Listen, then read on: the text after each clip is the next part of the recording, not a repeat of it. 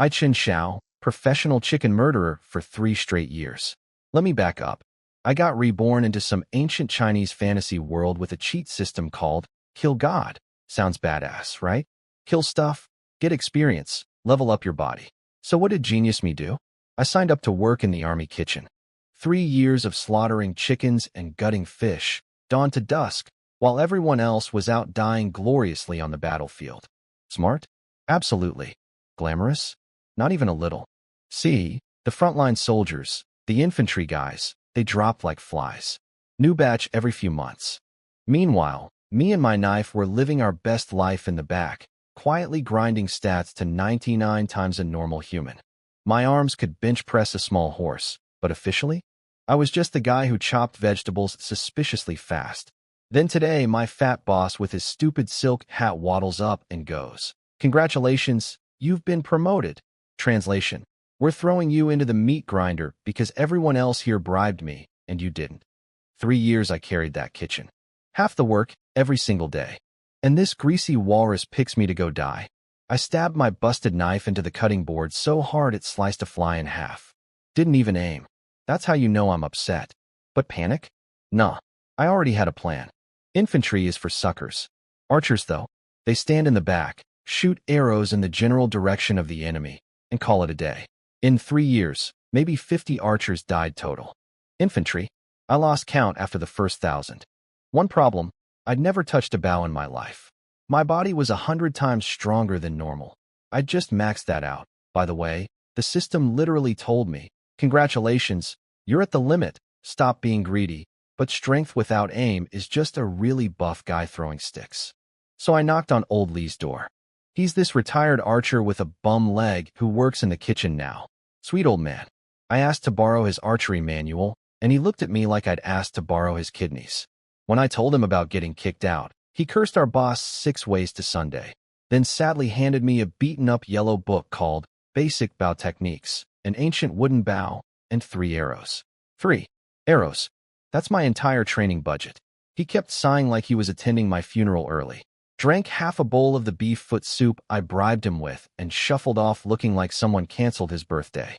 Meanwhile, I flipped through that entire book in about 10 seconds flat, 100 times normal memory speed, baby, and my system pinged. Archery.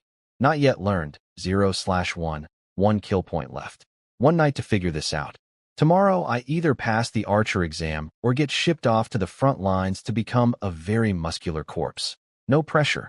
Okay, so remember how I had 1 kill point left and a prayer? Turns out that's all I needed.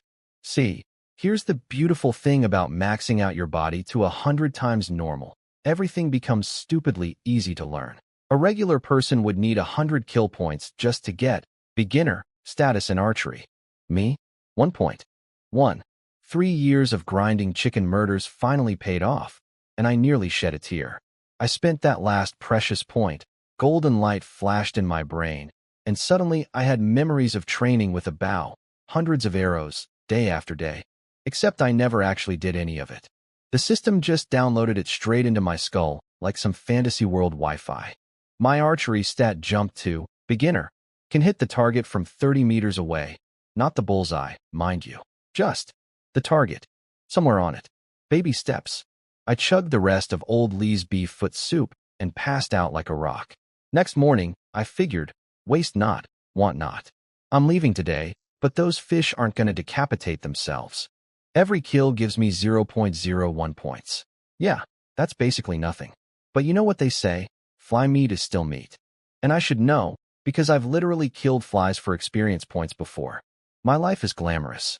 Meanwhile, the whole kitchen crew gathered around to watch me work like I was some kind of zoo animal.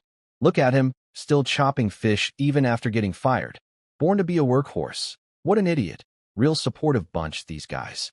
Then old Lee came hobbling in with his busted leg, carrying my borrowed bow and 3 arrows, and absolutely lost it on everyone. You ungrateful dogs. This man did half your work every single day, and you're laughing. The old man was shaking with rage, eyes bloodshot. Pretty sure he stayed up all night worrying about me. Honestly, made me feel things I wasn't prepared to feel at 7 in the morning. Everyone went quiet because, well, he was right.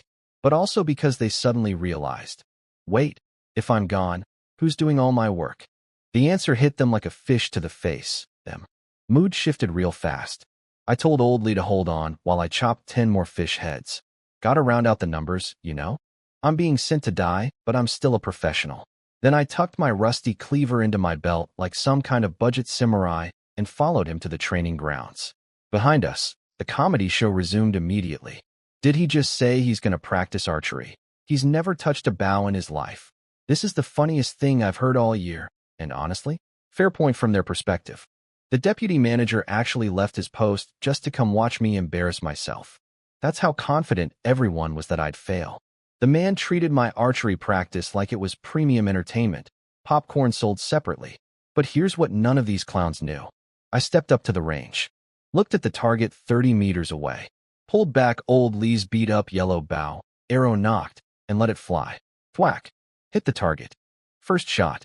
My system dinged, the archery skill bar trembled, and somewhere behind me, I'm pretty sure I heard a jaw drop. So my first arrow hit the target, and my system went ding like a microwave finishing a burrito. 1 experience point, just like that. My archery skill bar moved from 0 to 1 out of 10. Quick math told me something beautiful. 10 arrows on target equals a full level up from beginner to skilled. The system even showed me the whole ranking ladder. Beginner, skilled, small success, great success, perfection. I was basically standing at the bottom of a staircase made of murder and good aim. Old Lee nearly had a heart attack. The man was still fiddling with his arrow bag when he looked up and saw my arrow sticking out of the target, still wobbling. His old eyes went wide as dinner plates. He rubbed them like a cartoon character and stared again. Still there. Still wobbling. You hit it? On your first shot? I played it cool. Just luck. Old Lee, total fluke. He wasn't buying it. Started telling me how when he first picked up a bow, he stood only 10 feet from the target and needed 3 shots to land one. And apparently his teacher thought that was impressive talent. Meanwhile, I'm over here casually sniping from 30 meters on attempt number 1, acting like I accidentally sneezed the arrow into the target. Now here's where the entertainment arrived. The deputy manager, this slimy little bootlicker from the kitchen, showed up with his personal sidekick specifically to watch me fail. These two walked in like they had front row tickets to the Chun Shao humiliation show. Popcorn energy. Maximum smugness. They spotted the arrow in the target and immediately started doing mental gymnastics. Must have been Old Lee's arrow. Yeah. Obviously, no way the fish chopper did that. The boss is so wise for noticing. Real quality detective work, gentlemen. Then I fired my second arrow, right in front of their faces. Thwack. Target. Again. The sidekick's jaw dropped so hard I thought it might need medical attention.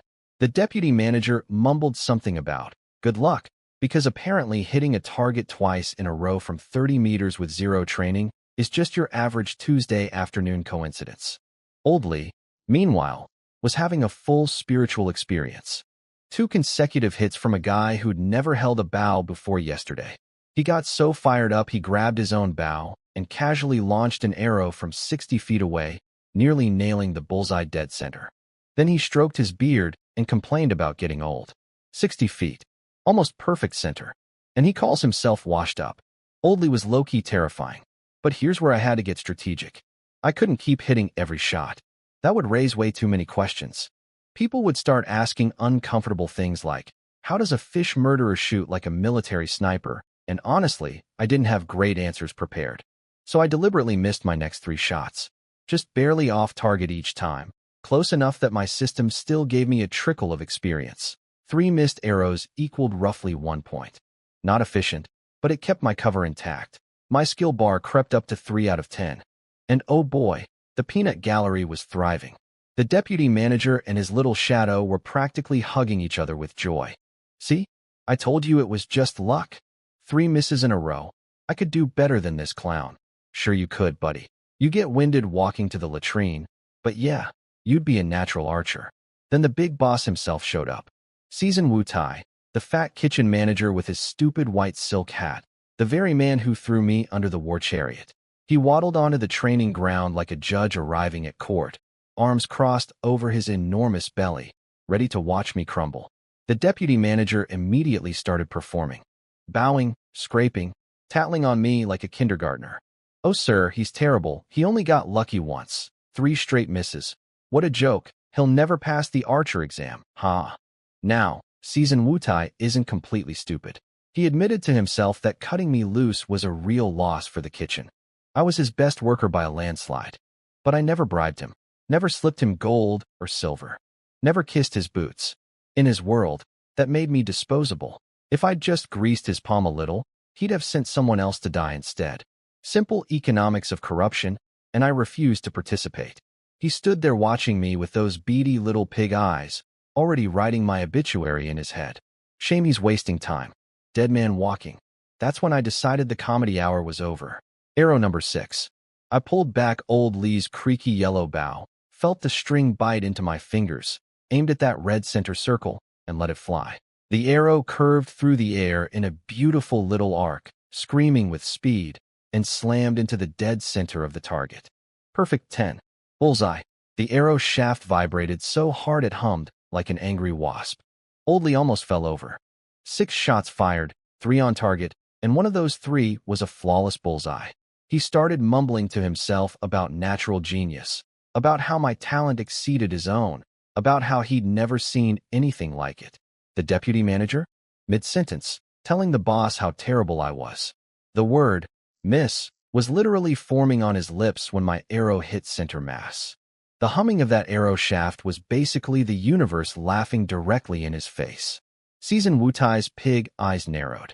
Even he couldn't deny what he just saw. But I wasn't done being dramatic. I walked to the target, pulled all my arrows back, returned to my position, and did something absolutely unhinged. I knocked 3 arrows at once. All 3, side by side on the bowstring. Every single person on that training ground went silent.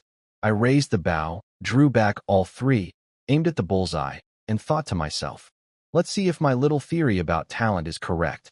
Then I released all 3 arrows simultaneously straight toward that red circle and watched everyone's reality shatter in slow motion.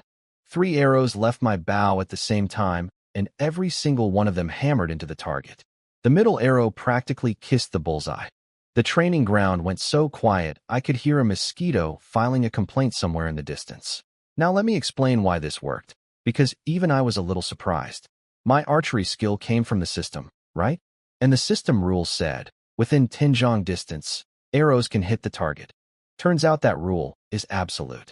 It doesn't care if I shoot 1 arrow or 3 or apparently 17. As long as I'm within range, the system forces those arrows onto that target like a magnet dragging nails. The system is basically cheating on my behalf, and I am completely fine with that arrangement. Better yet, 3 arrows hitting meant 3 experience points at once. That's triple the grinding speed. I immediately started imagining battlefield scenarios where I'd knock like 12 arrows and turn enemy soldiers into human porcupines. Beautiful, efficient, terrifying. Everything a growing boy needs. I turned around and found 4 people standing behind me looking like someone had replaced their brains with empty soup bowls. Old Lee's mouth was hanging open so wide a bird could have nested in there. He started muttering about some legendary archer called Wu Sanshi who apparently became famous in the army as a teenager for shooting multiple arrows at once. And here I was, day 1 with a bow, casually replicating the man's signature technique. Old Lee looked like he was witnessing a religious event. The deputy manager and his little sidekick had gone completely pale. Their entire afternoon entertainment plan, watching me suffer and fail, had just exploded in their faces like a firecracker in a toilet. And then there was Season Wutai, the big boss, the fat kitchen tyrant himself. I watched something genuinely fascinating happen on his face. First came the shock, a tiny crack in that smug mask. Then a flash of something cold and dangerous flickered through his beady little pig eyes. But he buried it fast, real fast. Suddenly he transformed into this jolly laughing Buddha character, slapping his enormous belly and grinning at me like we were lifelong drinking buddies. Brother Chen Xiao, I always knew you were talented. Your knife skills in the kitchen were magnificent, and now this. Wonderful archery, simply wonderful. I always said you were the best man in our unit. I was actually worried about you. That's why I came to watch. Now I can rest easy knowing you'll pass the archer exam with no trouble at all. This man, the same man who threw me out like yesterday's fish guts was now pretending he came here out of fatherly concern. The audacity was almost artistic. I had to admire it the way you admire a really well-constructed lie. You know it's garbage, but the craftsmanship is impressive. I smiled back, gave him a polite little fist salute, and said it was all just luck. Playing humble, playing dumb. Meanwhile, I filed away that cold flash in his eyes for future reference. Season Wutai wasn't just a petty corrupt kitchen boss. He was calculating something. He knew that if I succeeded and rose through the ranks in the Archer Corps, I might eventually come back and make his life very uncomfortable. And he was right. I absolutely would. But for now, smiles all around. Just two guys grinning at each other while mentally sharpening knives. Workplace politics at its finest. I went back to shooting. Fired 8 more arrows, deliberately missing 4 and hitting 4. Had to keep up the illusion of inconsistency. Every time I missed, I caught Season Wutai and the deputy manager looking relieved, practically glowing with satisfaction. Every time I hit, their faces twitched with barely concealed disappointment. These 3 clowns were an open book written in large print with illustrations. Then my system dinged again. The experience bar filled up completely, and my archery upgraded from beginner to skilled level. The new description made me want to dance. Within 10 zhong, arrows will hit the center. Not just the target anymore. The center. The bullseye.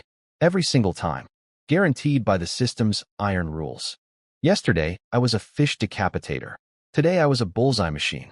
Character development is a beautiful thing. Of course I kept this upgrade to myself. No need to reveal that particular card just yet. Let them all think I'm still wobbly and unreliable. The exam isn't today. Old Lee pulled me aside with genuine excitement shining through his weathered old face. He told me something actually useful. Apparently, in the Archer exam, there are 2 possible outcomes. If you perform exceptionally well, you get labeled A, potential archer, and senior officers personally pick you for mentorship and fast-track promotion. That means better pay, access to advanced combat techniques, martial arts manuals, real weapons, and actual career growth. But if you just barely pass, you become a formation archer. That's basically standing in a big group with a bunch of other mediocre newbies and firing arrows in the same general direction during battles. Like being one raindrop in a storm. Sure, the arrow rain kills enemies, but individually you're nothing special. Minimal rewards, minimal training, minimal everything. You'd spend months or years just being a human arrow dispenser with 0 personal development. Obviously, I wanted the potential archer route. Old Lee advised me to stabilize my shooting over the next 2 days and try to hit as many bullseyes as possible during the exam. If the officers saw consistent center shots, they'd fight over recruiting me. I nodded and agreed.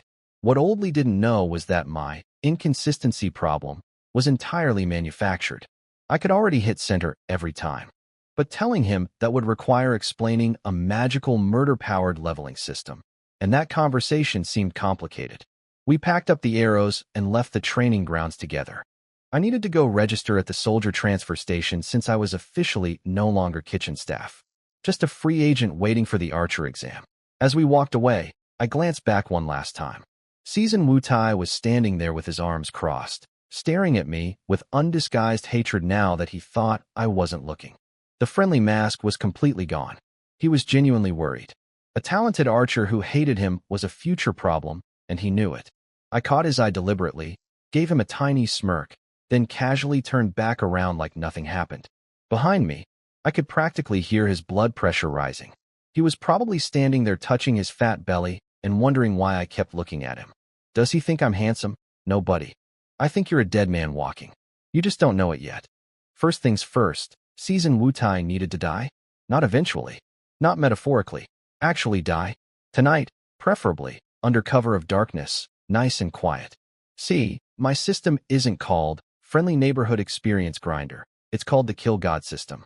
Killing things makes me stronger. Fish and chickens gave me a pathetic 0.01 points each. I confirmed that bigger animals gave more. So logically, killing an actual human, especially a corrupt, greasy, backstabbing whale of a human, should give me a serious jackpot. Season Wutai wasn't just a personal enemy. He was a walking experience piñata, and I fully intended to crack him open. But murder could wait until sundown. Right now I had bureaucracy to survive, which honestly felt almost as dangerous. I headed to the soldier transfer station to register for the archer exam. The place was packed. Recruitment posters covered every wall. The infantry section was practically a ghost town, just a few guys standing around laughing at the posted benefits like it was comedy material. And honestly, it was funny in a morbid way. Infantry pay had been raised again, now triple what archers earned.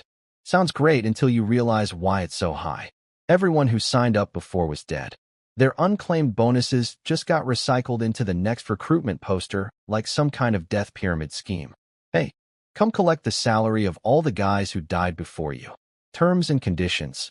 You will also die. Some loudmouth nearby was trying to talk his buddy into enlisting. His buddy's response was perfect. If it's so great, you sign up. That money's high because the last guys aren't alive to spend it. Their corpses are basically funding your recruitment ad. Poetry. Absolute poetry. I'll admit, infantry did have one advantage for my system. Close combat means more kills, which means more kill points. But I wasn't stupid enough to trade guaranteed death for faster grinding. My personal motto, survive first, get overpowered second. In that order. Always. So I walked past the empty infantry booth and joined the archer registration line instead. And when I say line, I mean a human snake that wrapped around the building 3 entire times before I found the tail end. Apparently, every living person in this military district had the same idea as me. Nobody wanted to be infantry, so the archer queue looked like a theme park ride on the busiest day of the year. I started waiting, and waiting, and waiting some more. 1 hour passed, then 2. My stomach started making noises that sounded like a dying cat trapped inside a drum. I hadn't eaten since last night's leftover beef foot soup. Acid was crawling up my throat. My belly button was practically touching my spine. But the line had shrunk dramatically, and I could almost see the registration window. No way was I abandoning my spot for food. I'd rather digest my own organs. I pressed my hand against my screaming stomach, closed my eyes, and tried to enter some kind of energy-saving hibernation mode. Just a little longer. Almost there. Then, after another brutal half-hour of standing in this sweaty sardine can of desperate soldiers, the registration officer shouted, "Last 10 spots. Everyone after number 10, go home." Next recruitment period. Chaos erupted behind me instantly. Cursing, shoving, full-blown emotional breakdowns. But I did the math and nearly collapsed with relief. The big messy-haired guy behind me counted heads from the window backward. I was number 9. He was number 10. We both made it. 3 hours of starvation and suffering, but we made the cut. I was about to allow myself one tiny moment of happiness when 2 guys appeared out of absolutely nowhere. They were different from everyone else in line. Tall, handsome, clean skin, expensive-looking clothes. The kind of guys who'd never waited in a line in their lives. They shoved past messy hair guy, yanked my sleeve aside, and casually strolled to the front like they owned the entire military district. The registration officer didn't even blink. "Ah yes, young Master Liu, you're number 9. And young Master Liu II, number 10. Registration complete. Everyone else, dismissed. Come back tomorrow, I'm sorry." What? 3 hours. No food. Stomach eating itself. And 2 pretty boys with connections just waltzed in and stole our spots like we were holding their places in line this whole time? My blood pressure spiked so hard I think I briefly achieved a new form of enlightenment powered entirely by rage. Messy hair guy exploded first. He started screaming at the officer about fairness and justice and how they clearly just cut in line. I backed him up because honestly, beyond being furious, I was terrified. Tomorrow was the deadline.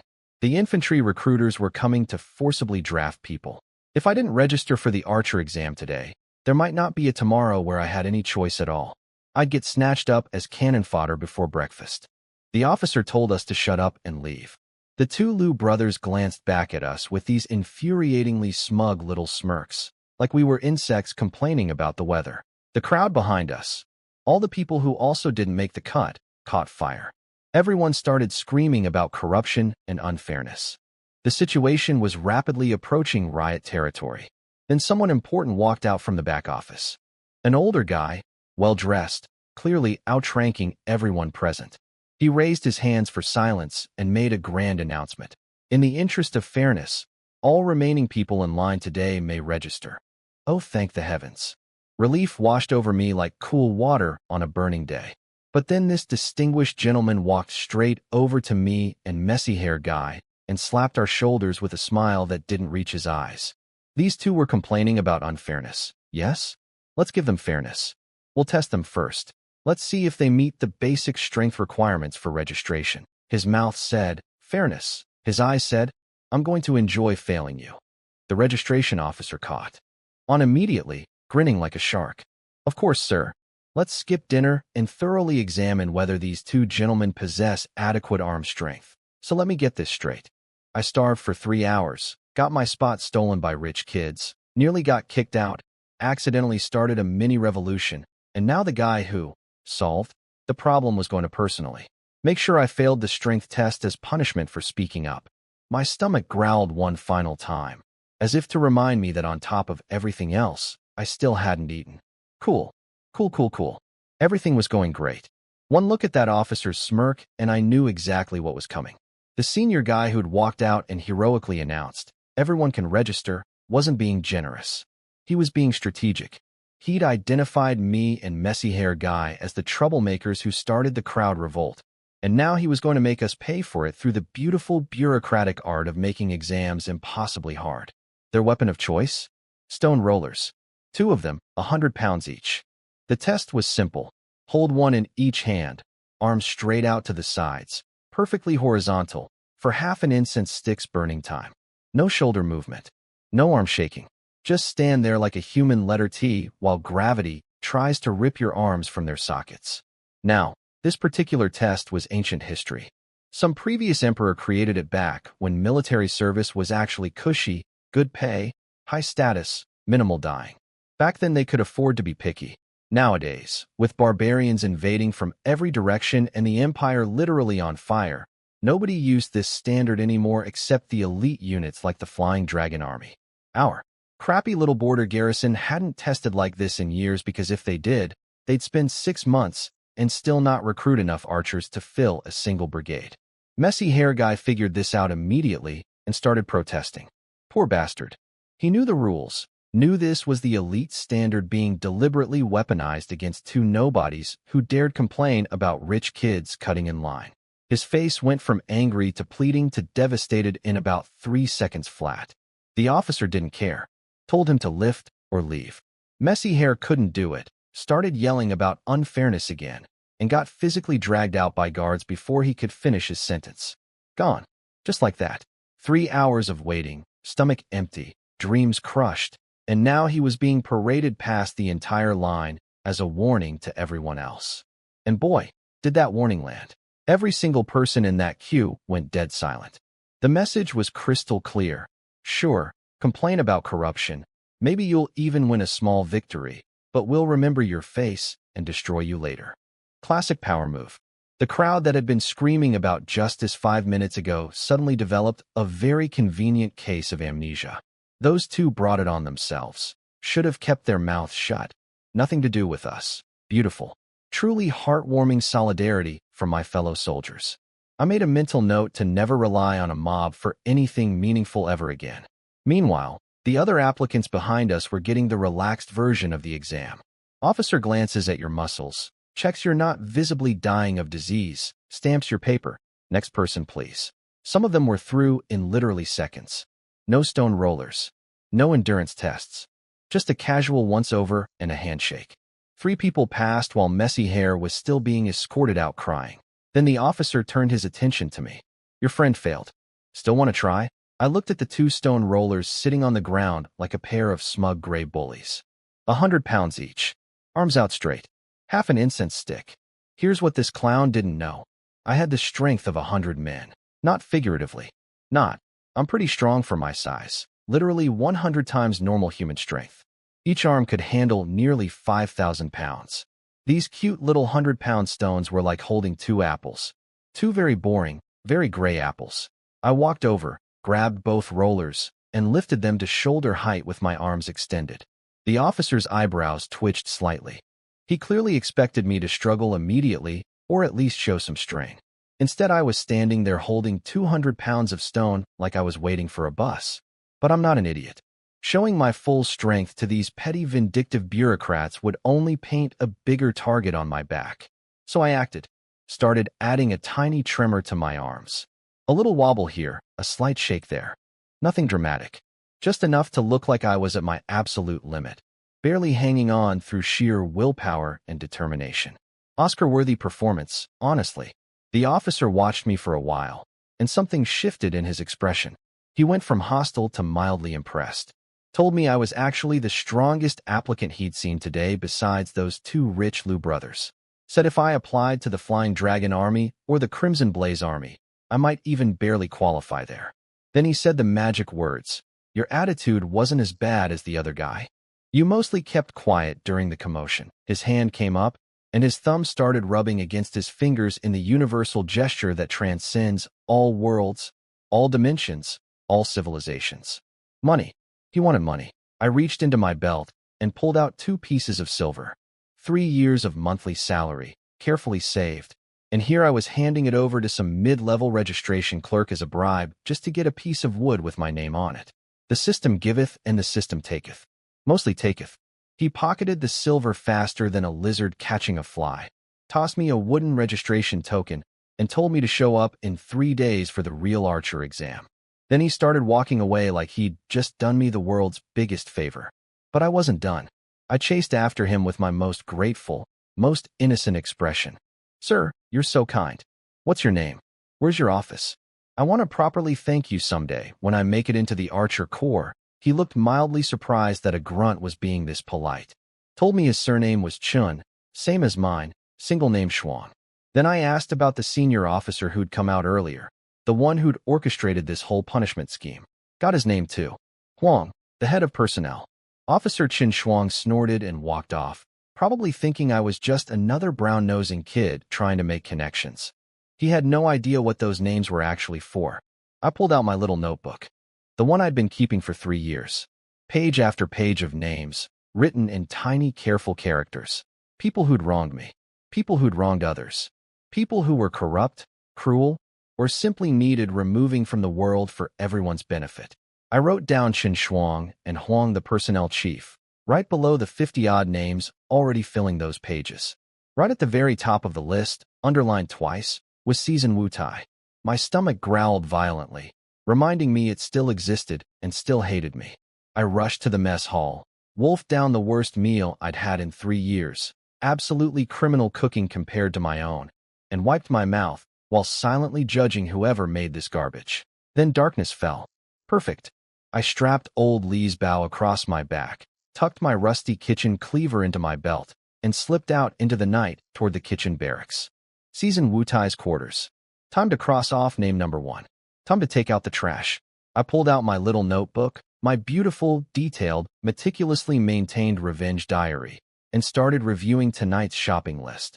Season Wu Tai, Zhang Qing the deputy manager, Li Sanqing, Gu Qingluan, and a few other lovely individuals who'd made my 3 years in the kitchen a special kind of miserable. Some names on earlier pages were from before I even joined the army, back when my original family's enemies needed documenting. But tonight was kitchen staff night. Employee appreciation, Qin Xiao style. First target, Gu Qingluan, one of today's enthusiastic hecklers from the kitchen, currently pulling guard duty on the watchtower. And by pulling guard duty, I mean sleeping standing up with his eyes half closed. Professional soldier right there. I crept within 30 meters. My archery skills said, within 10 zhang, arrows hit center mass. Gu Qingluan's forehead qualified as center mass. I knocked an arrow, drew the string, and released. The arrow went through his forehead and poked out the back of his skull like a kebab skewer through a meatball. He dropped without making a single sound. Not a grunt, not a gasp, not even a dramatic final whisper about his mother. Just timber. Down. Dead. 1 kill point deposited directly into my account. I immediately pumped that point into archery proficiency, because why wait? Then I walked up, retrieved my arrow, and used my trusty kitchen cleaver to make identification difficult. Listen, I'm not proud of the mess, but this was war. War against terrible co-workers, which is basically the same thing. Next stop, Season Wu Tai's deluxe private quarters. The man had blackstone floors and carved wooden ceilings while the rest of us slept on dirt. 3 years of stolen bribes really upgraded his living situation. I jimmied the door latch with my cleaver, 1 twist of 10,000-pound grip strength, and the lock basically apologized for existing. Now, What I found inside was something I desperately wish I could unsee. Seasoned Wu Tai, fully naked, lying on his bed like a beached whale at a spa resort, while a woman sat on top of him doing things I refuse to describe in detail. In a military camp, where women were explicitly forbidden, this man had the survival instincts of a lemming with a death wish. The woman saw me first and screamed. Seasoned Wu Tai bolted upright, saw me standing there with a cleaver, and his face cycled through about 15 emotions in 2 seconds. He did the one thing I genuinely didn't expect. He bucked his hips and launched the poor woman directly at me like a human shield. My cleaver was already swinging. The woman flew into the blade's path, and I cut clean through her. The momentum carried the strike into Seasoned Wu Tai's body. He dodged the killing blow by half a body width, which was impressive for a man shaped like a watermelon. Unfortunately for him, his lower leg didn't dodge with him. It went spinning through the air, spraying blood on the walls like the world's most disturbing ceiling fan. He started begging immediately. "Brother Xiao? Mercy. It was wrong of me. You're upset about the infantry transfer, right? Forget it. Come back to the kitchen. You can keep working for us." This man, this incredible man, with one leg detached and his life measured in seconds, his negotiation strategy was offering me my old job back. The job where I did all the work and he collected all the bribes. He was literally trying to re-exploit me while bleeding out on his bedroom floor. The audacity was almost superhuman. I'd be impressed if I wasn't so busy decapitating him. One chop. Head off. Goodbye, Seasoned Wu Tai. You will not be missed by anyone, including probably your own mother. I ransacked his room like a professional burglar.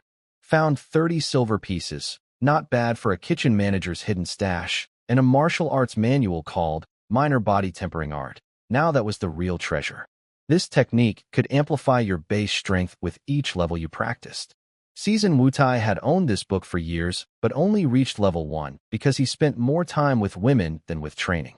Tragic waste of a perfectly good power-up manual, now in much better hands. The kill points were rolling in beautifully. The woman gave 1 point. Seasoned Wu Tai, being a minor practitioner at the first level of martial cultivation, gave 2. Fat bonus for killing someone with actual cultivation. Mental note filed. Stronger enemies equal better rewards. Must kill stronger people going forward. My career development plan was really coming together. Next door, Zhang Qing, the deputy manager. My old friend who came to the archery range specifically to laugh at me. Found him snoring peacefully. One cleaver swing later, he stopped snoring permanently. Searched his room, found 5 measly silver pieces. Pathetic. Even in death this man was disappointing. I moved through the barracks like the Grim Reaper, doing overtime. Door after door, latch after latch. Every person on my kitchen revenge list got a midnight visit and a permanent retirement. Kill points stacked up like poker chips at a table where I was the only player, and also the dealer, and also the casino owner. By the time I finished, my archery had jumped from skilled level all the way to small success tier. My effective bullseye range extended from 10 to 15 zhang. Quality upgrade. The archer exam was going to be a joke. I stopped at old Lee's door. Just stood there for a moment in the dark, blood-splattered cleaver in hand, bow across my back, surrounded by the silence of a barracks where several people had recently and involuntarily stopped breathing. I wasn't going to hurt old Lee. He was the one genuinely good person in this entire cesspool. I owed him a bow and 3 arrows worth of gratitude, and someday I'd repay that properly. Just not tonight. Tonight I had enough blood on my cleaver. Next morning, the camp was buzzing with gossip. Turns out multiple murders in the kitchen barracks was only moderately interesting news. Soldiers died constantly around here. The general consensus was that enemy scouts snuck in for a nighttime raid. The juiciest detail was Seasoned Wu Tai being found naked with a dead woman, which violated military regulations. People were more scandalized by the nudity than the murder. Priorities. I ate breakfast, returned to my bunk, and cracked open the stolen martial arts manual.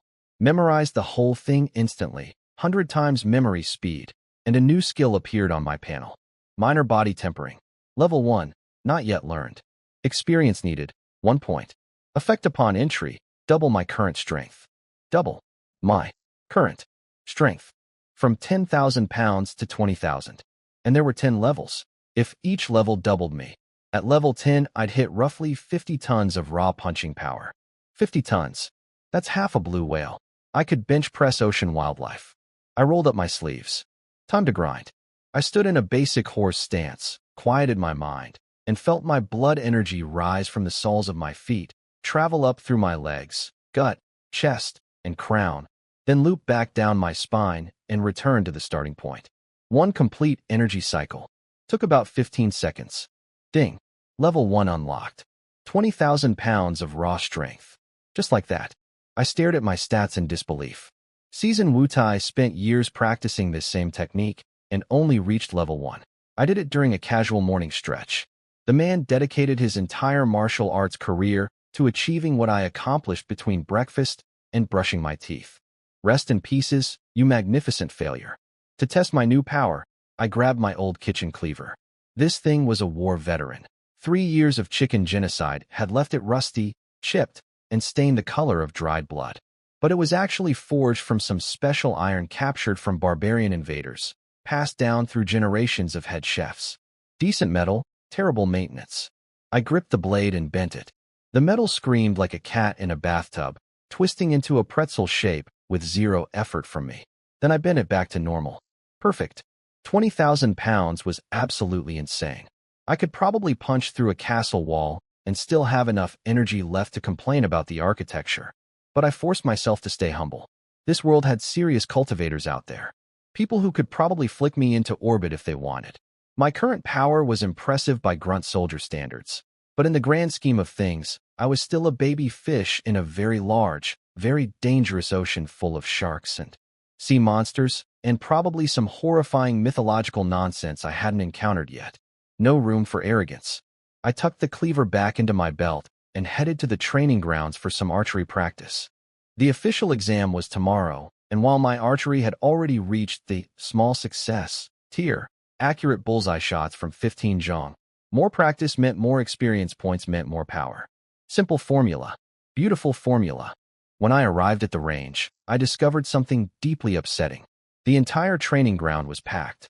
Wall-to-wall people, all waiting to practice archery, and there was one target. One. For what looked like 200 desperate soldiers. The line to shoot was longer than the registration line yesterday. This was basically driving school all over again. Wait 2 hours for 2 minutes of actual practice. Bureaucratic torture transcends dimensions apparently. I took my place at the back of the line and mentally prepared for another eternity of standing around. Hey, what a coincidence. An elbow jabbed my ribs. I turned around and found myself face to face with a familiar disaster. Messy hair, rough features, dark skin, grinning like we were old war buddies. The guy from yesterday. The one who got dragged out screaming during registration. How was he here? Remember me? It's me. He was practically bouncing with excitement. Did you also bribe your way through? Man, those guys are thieves. They charged me 2 silver pieces just because I made a little noise about fairness. 2 pieces. Highway robbery. My face went dark. 2 silver pieces. The exact same amount I paid. Except I actually passed the strength test legitimately. I held those stupid stone rollers with perfect form while pretending to struggle. This guy got kicked out, found a different officer, and paid the same bribe for 0 effort. That little weasel Chen Shuang charged us identical rates regardless of merit. I mentally underlined his name in my revenge notebook twice. How'd you get back in? You were literally removed by force, I asked flatly. He snorted proudly. The registration office has more than one clerk. Genius. I found a nicer one. Paid up and got my token. Simple. I wouldn't have spent the money normally, but with the infantry draft breathing down my neck, what choice did I have? Same situation as me then. Running from the infantry meat grinder into the archer corps' loving arms. That explained why yesterday's line was so impossibly long. Half the army was trying to escape the same death sentence. Name's Zhang Laobao. What's yours, brother? Chen Xiao. Which characters? Chen as. In display a corpse. Xiao as in sever a head. I stared at him without blinking while slowly crushing a ladybug that had landed on my arm, grinding it into paste between my fingers. A clear social signal meaning, please stop talking to me, dude. Your name literally means display severed heads. That's metal. Kids would cry hearing that name. He laughed like this was the funniest thing he'd ever heard. I gave him the back of my head and said nothing. He eventually got the hint. Eventually. After an uncomfortable amount of additional commentary, the line crept forward. One by one, People stepped up, fired 5 arrows, and retreated in shame. Hit rates were catastrophic. Maybe 1 in 10 arrows actually found the target, and those were clearly accidents. People were shooting with the confidence of someone throwing darts blindfolded at a party. 5 arrows, 0 hits, sad walk back to the line. Repeat infinitely. Up on the observation platform, 3 military officers were watching. 2 were administrative scholars in civilian clothes. The third was different. Proper armor, scaled mail, long sword on his hip, eyes that had seen actual combat. 100 captain named Liu. They were scouting talent for tomorrow's exam and finding absolutely nothing. These recruits are terrible, one scholar sighed. Anyone who actually had archery talent got drafted years ago, the other replied. What's left is just infantry rejects hoping we'll take them. Then it was my turn. I stepped up, drew the bow, released. Thwack. Bullseye. Dead center. Experience point +1. I didn't pause, didn't breathe, didn't adjust. Immediately knocked the second arrow and fired. Thwack. Bullseye again. +1. Third arrow. Bullseye. +1. Fourth arrow. Bullseye. +1. For consecutive center shots without breaking a sweat. No heavy breathing, no dramatic aiming, no adjustment period. Just mechanical perfection, arrow after arrow, like a human turret with unlimited ammunition and 0 recoil. Behind me, Zhang Laobao's jaw was somewhere around his kneecaps. Is corpse head display guy serious right now? Up on the platform, the 3 officers had stopped their pessimistic conversation mid-sentence. 100 Captain Liu was stroking his beard thoughtfully. The scholars were leaning forward with wide eyes. For perfect bullseyes from 10 Zhang without pausing. That wasn't beginner luck. That was trained expertise. They started speculating about my background, my cultivation level, my potential value as a showcase recruit for tomorrow's exam. Liu made a decision. If his 5th arrow hits, we put him first in tomorrow's lineup. Give the other recruits something to aspire to. All 6 eyes locked onto me, waiting for arrow number 5. And that's when I completely ruined the moment by stopping mid-draw and spacing out because my system interface had popped up with some interesting new numbers. I just stood there, bow half raised, staring at nothing visible, fiddling with my invisible stat screen like a guy checking his phone during a job interview. 3 officers on the edge of their seats. 200 soldiers watching in awe. Zhang Laobao holding his breath. And me, totally zoned out, doing mental math about experience point optimization. Everyone was waiting for my 5th arrow. The 3 officers on the viewing platform were stroking their beards so hard I thought they'd pull them clean off. Zhang Laobao behind me was fidgeting like a toddler needing the bathroom. 200 soldiers were holding their collective breath. And there I stood, completely zoned out, doing math in my head while staring at my invisible stat screen like it was a restaurant menu. See, here was my problem. My archery skill needed 100 experience points to level up from small success to great success. 1 arrow on target equaled 1 point. The line behind me was enormous, and I'd be lucky to get a few more turns today. So shooting 1 measly arrow per turn was criminally inefficient. My system didn't care how many arrows I fired at once. It counted every arrow that hit the target individually. 3 arrows hitting meant 3 points. 8 arrows hitting meant 8 points. The math was obvious. The execution was going to be absolutely ridiculous. I started loading 3 arrows onto my bowstring simultaneously. Behind me, Zhang Laobao lost his tiny mind. Bro, what are you doing? Just shoot normally. I'm waiting here. Tomorrow is the actual exam, and I need practice too. Stop messing around. I ignored him completely. Then I looked at his arrow quiver. 5 beautiful arrows sitting there doing nothing useful. Combined with my 3, that made 8. 8 arrows. 1 bowstring. Maximum efficiency. Maximum insanity. Give me your arrows, I said flatly. Zhang Laobao stared at me like I'd asked him to hand over a kidney. What? Bro, no. This is a public military training ground. What if some officer walks by and sees you loading 8 arrows like a lunatic? They'll throw you in detention. Stop being crazy. He started slapping my reaching hand away, genuinely concerned for both our reputations. But I had the perfect bait ready. Give me the arrows, and after I'm done, I'll teach you how to shoot while we wait in line together. His entire personality transformed in half a second. The worried friend vanished and was replaced by a puppy who just heard the word, walk. His eyes went wide, practically sparkling. You'll teach me? Actually teach me archery? For real? Nothing secret about it. You want to learn? I'll teach. Lines are long anyway. Might as well be productive. Zhang Laobao ripped his quiver off so fast I thought he'd dislocate his shoulder. Here, take them all. Shoot however you want. Shoot them at the moon for all I care. You're my brother now. My elder brother. Forever.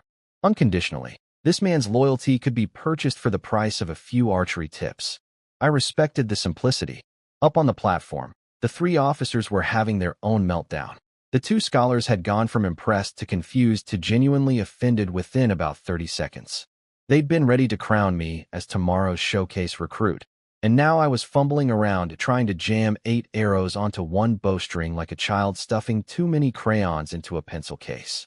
Is he seriously attempting 8 arrows at once? One scholar muttered in disbelief. 3 arrows would be mimicking Wu Sanshi, the legendary arrow god who invented multi-shot techniques after months of military training. This kid hasn't even passed the entrance exam yet, and he's trying to double the legend's signature move? The arrogance. 100 Captain Liu, who'd been seriously considering mentoring me, was visibly cooling off. The two scholars were poisoning the well with perfectly reasonable criticisms. Too flashy. Too impulsive. The military doesn't need show-offs. It needs disciplined soldiers who follow orders. Sure, the kid had talent, but talent without temperament was a liability. Maybe assign him to grunt duty for 3 to 5 years first. Let the rough edges wear down. I could practically feel my potential archer status evaporating in real time. But I didn't care. Experience points were experience points. Political impressions could be fixed later. Power couldn't wait. There was just one teensy technical problem. I physically could not hold 8 arrows at the same time. My fingers weren't enough. I got 6 loaded, then 2 dropped on the ground like embarrassing little deserters. I bent down, picked them up, tried again. Dropped 1. Tried again. They kept slipping and sliding around like greased chopsticks. The scholars were practically vibrating with vindication. See? He can't even hold them. His fingers aren't enough? I could feel every eyeball within 50 meters burning into my back. This was rapidly becoming the most publicly humiliating moment of my new life, which was saying something considering I'd spent 3 years as a professional chicken executioner. Then inspiration struck. Stupid, beautiful, completely shameless inspiration. I turned to Zhang Laobao. Hold the bow for me. His face went through about 7 stages of grief simultaneously. Excuse me, what? Grab the bow. Hold it steady. I'll use both hands for the arrows. You want me to hold your bow while you shoot? In front of everyone? On a military practice. Range? Yes. People are watching, brother. Yes. My face may be rough, but it's still attached to my pride. Grab the bow, Zhang Laobao. He grabbed the bow. Because of course he did. Free archery lessons were free archery lessons, and dignity was apparently negotiable. He gripped the bow arm with white knuckles while looking everywhere except at the 200 people now staring at us, like we were a circus act performing without a permit. I'm teaching you, I said calmly, positioning his hands. This is the lesson. Feel the angle. Follow my guidance. Aim where I tell you. Teaching me, he says. Zhang Laobao muttered through clenched teeth, face burning red as a sunset. This man is a certified maniac, and I'm his willing accomplice. I arranged all 8 arrows between my fingers, both hands wrapped around the cluster, string pulled back to maximum tension. My 20,000-pound arms held the draw effortlessly while Zhang Laobao's hands trembled, trying to keep the bow arm stable under the pressure. The entire training ground had gone completely silent. Nobody was practicing anymore. Nobody was even pretending to not watch. The officers on the platform had stopped arguing about my character flaws and were just staring with open mouths. Even the scholars had run out of criticism, temporarily replaced by pure morbid curiosity. I adjusted Zhang Laobao's aim 1 final centimeter to the left. Locked my breathing. Visualized 8 arrows slamming into that red circle simultaneously like a squadron of tiny wooden missiles. Release, I whispered. The bowstring snapped forward. 8 arrows erupted from the bow in a screaming cluster, fanning out slightly as they tore through the air at impossible speed, racing toward that lonely little target 10 zhang away. Every person present held their breath. The arrows flew in a tight formation, whistling with lethal harmony, covering the distance in a fraction of a heartbeat. And I stood there grinning, both hands still extended, watching my beautiful flock of wooden destruction descend upon that bullseye with the absolute certainty that my system would force every single one of them to hit their mark. Because rules were rules. Within range, arrows hit the target. The system didn't care about physics, probability, or the three officers currently having simultaneous heart attacks on the viewing platform. 8 arrows. One target. Zero doubt. 8 arrows hit that target like a firing squad executing a piece of wood. Every single one buried itself into the bullseye zone, their shafts vibrating and humming in perfect harmony like the world's most violent wind chime. The training ground erupted into absolute pandemonium.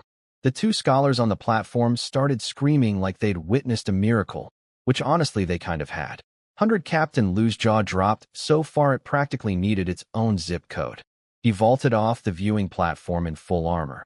This decorated military officer literally jumped off a raised stage and started sprinting toward me like I was a celebrity who'd accidentally wandered into his neighborhood.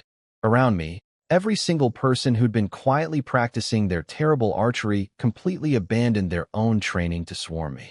Did he just shoot 8 arrows at once? They all hit. Is this a god disguised as a person? One guy actually ran to the target, pulled out all 8 arrows, and inspected them individually for magnets or witchcraft. Found nothing. Just regular wooden arrows that happened to be shot by someone with a cheat code installed in his brain. People started approaching me reverently, holding my arrows like holy relics. Great master, please teach us your ways. Real devotional energy. I went from kitchen nobody to archery messiah in approximately 4 seconds. Then Zhang Laobao appointed himself as my personal bodyguard and bouncer. He started physically shoving people away from me, yelling, "Back OFF, he's my master. Go practice your garbage shooting somewhere else." This man had known me for roughly 6 hours and was already willing to commit assault on my behalf. I was simultaneously grateful and concerned. He grabbed my arm and started pulling me away. "Elder brother Chun, please, this way. I brought tea from my hometown. Let me serve you. It's excellent quality, very fragrant." I honestly just wanted the experience points, but the crowd was suffocating. Following Zhang Laobao's chaotic escape route seemed better than being crushed by 200 aspiring archers who suddenly wanted to be my best friend. We zigzagged through the mob, ducking between tents, cutting through alleys, until we finally reached a quiet spot behind some storage buildings. Then Zhang Laobao dropped to his knees and slammed his forehead into the dirt. "Elder brother, please accept this humble one's bow of devotion." I grabbed his arm to pull him up and accidentally yeeted him to his feet with one hand. 20,000 pounds of grip strength meeting a 300-pound man resulted in him basically levitating upward like a puppet yanked by its strings. His eyes went dinner plate wide. "What kind of supernatural strength? You lifted me like I weigh nothing." Great. Now he discovered my superhuman power on top of the superhuman archery. His brain visibly short-circuited as he recalculated my value as a patron. "Elder brother, no, great God. Please accept another bow." He immediately dropped to his knees again and started kowtowing like his life depended on it. I stood there watching this grown man worship me behind a supply shed, wondering what exactly I did in my past life to deserve this particular companion.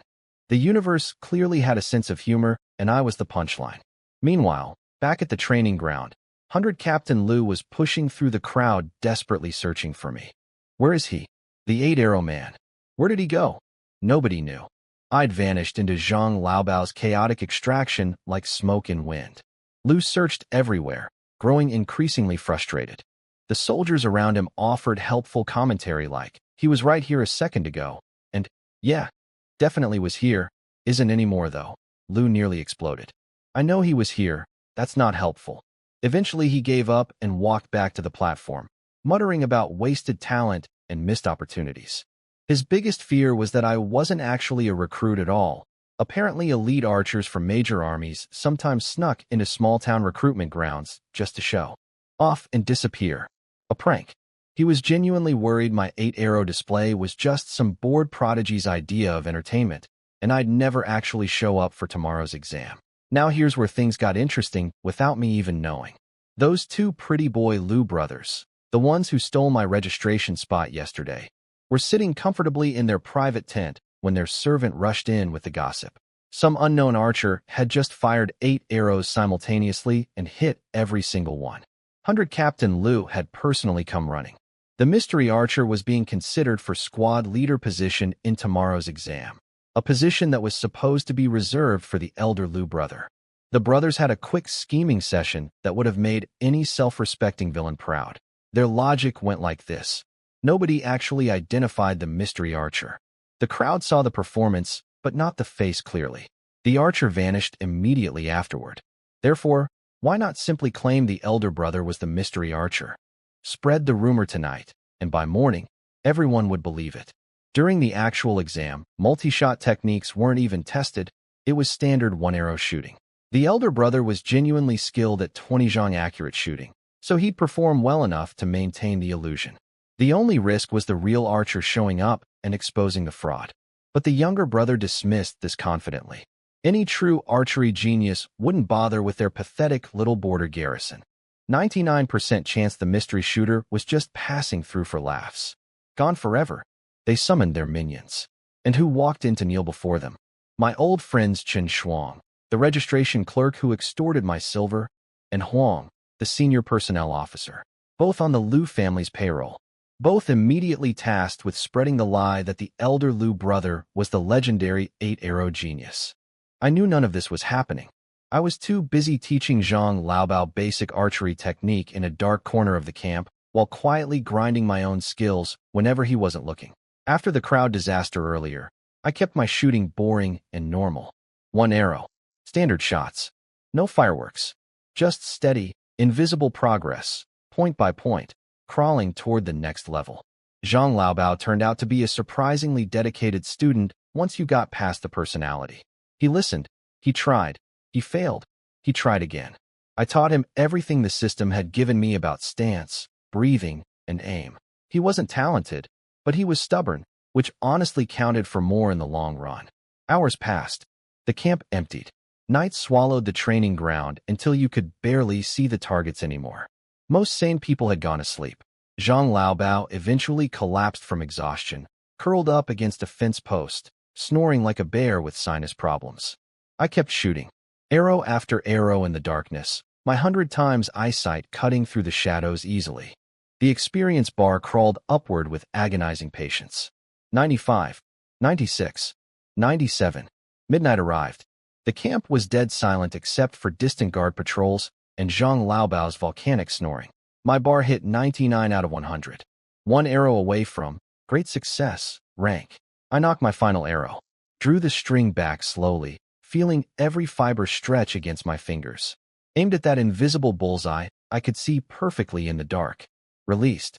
The arrow sang through the night air and buried itself into the center with a clean, perfect sound. My skill panel shuddered, glowed, and transformed. My archery hit. Great success. Rank and the new ability was absolutely disgusting.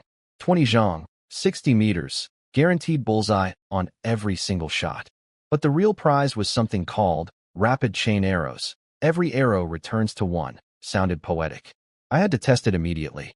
I knocked an arrow and fired. Bullseye. Then without pausing, without breathing, without even properly aiming, I fired a second arrow. It screamed through the darkness and hit the exact same spot, piercing straight through the tail of the first arrow, splitting it perfectly in half, and replacing it in the bullseye. Like a wooden Russian nesting doll of violence. Third arrow. Same thing. Split the second arrow down the middle, took its place. Fourth. Fifth. Each one destroying its predecessor and claiming the throne of the bullseye like a tiny wooden dynasty where every new king murdered the last. I stood there genuinely impressed with myself, which doesn't happen often. Then reality slapped me across the face. I looked at the target. One intact arrow remained. The other four were shattered into kindling scattered across the ground like the aftermath of a toothpick factory explosion. I had destroyed almost all my arrows with my own skill. These were the only arrows I owned. The exam was tomorrow morning. Fantastic. Truly brilliant work, Chen Xiao. You've invented the world's most impressive method of disarming yourself. I carefully extracted the single surviving arrow like it was made of diamond and wrapped it up like a newborn baby. This lonely stick of wood was my entire military career now. No pressure. I slept, ate terrible breakfast, and Zhang Laobao practically dragged me to the exam grounds by my collar. The place had transformed overnight. The viewing platform was packed with high-ranking officers.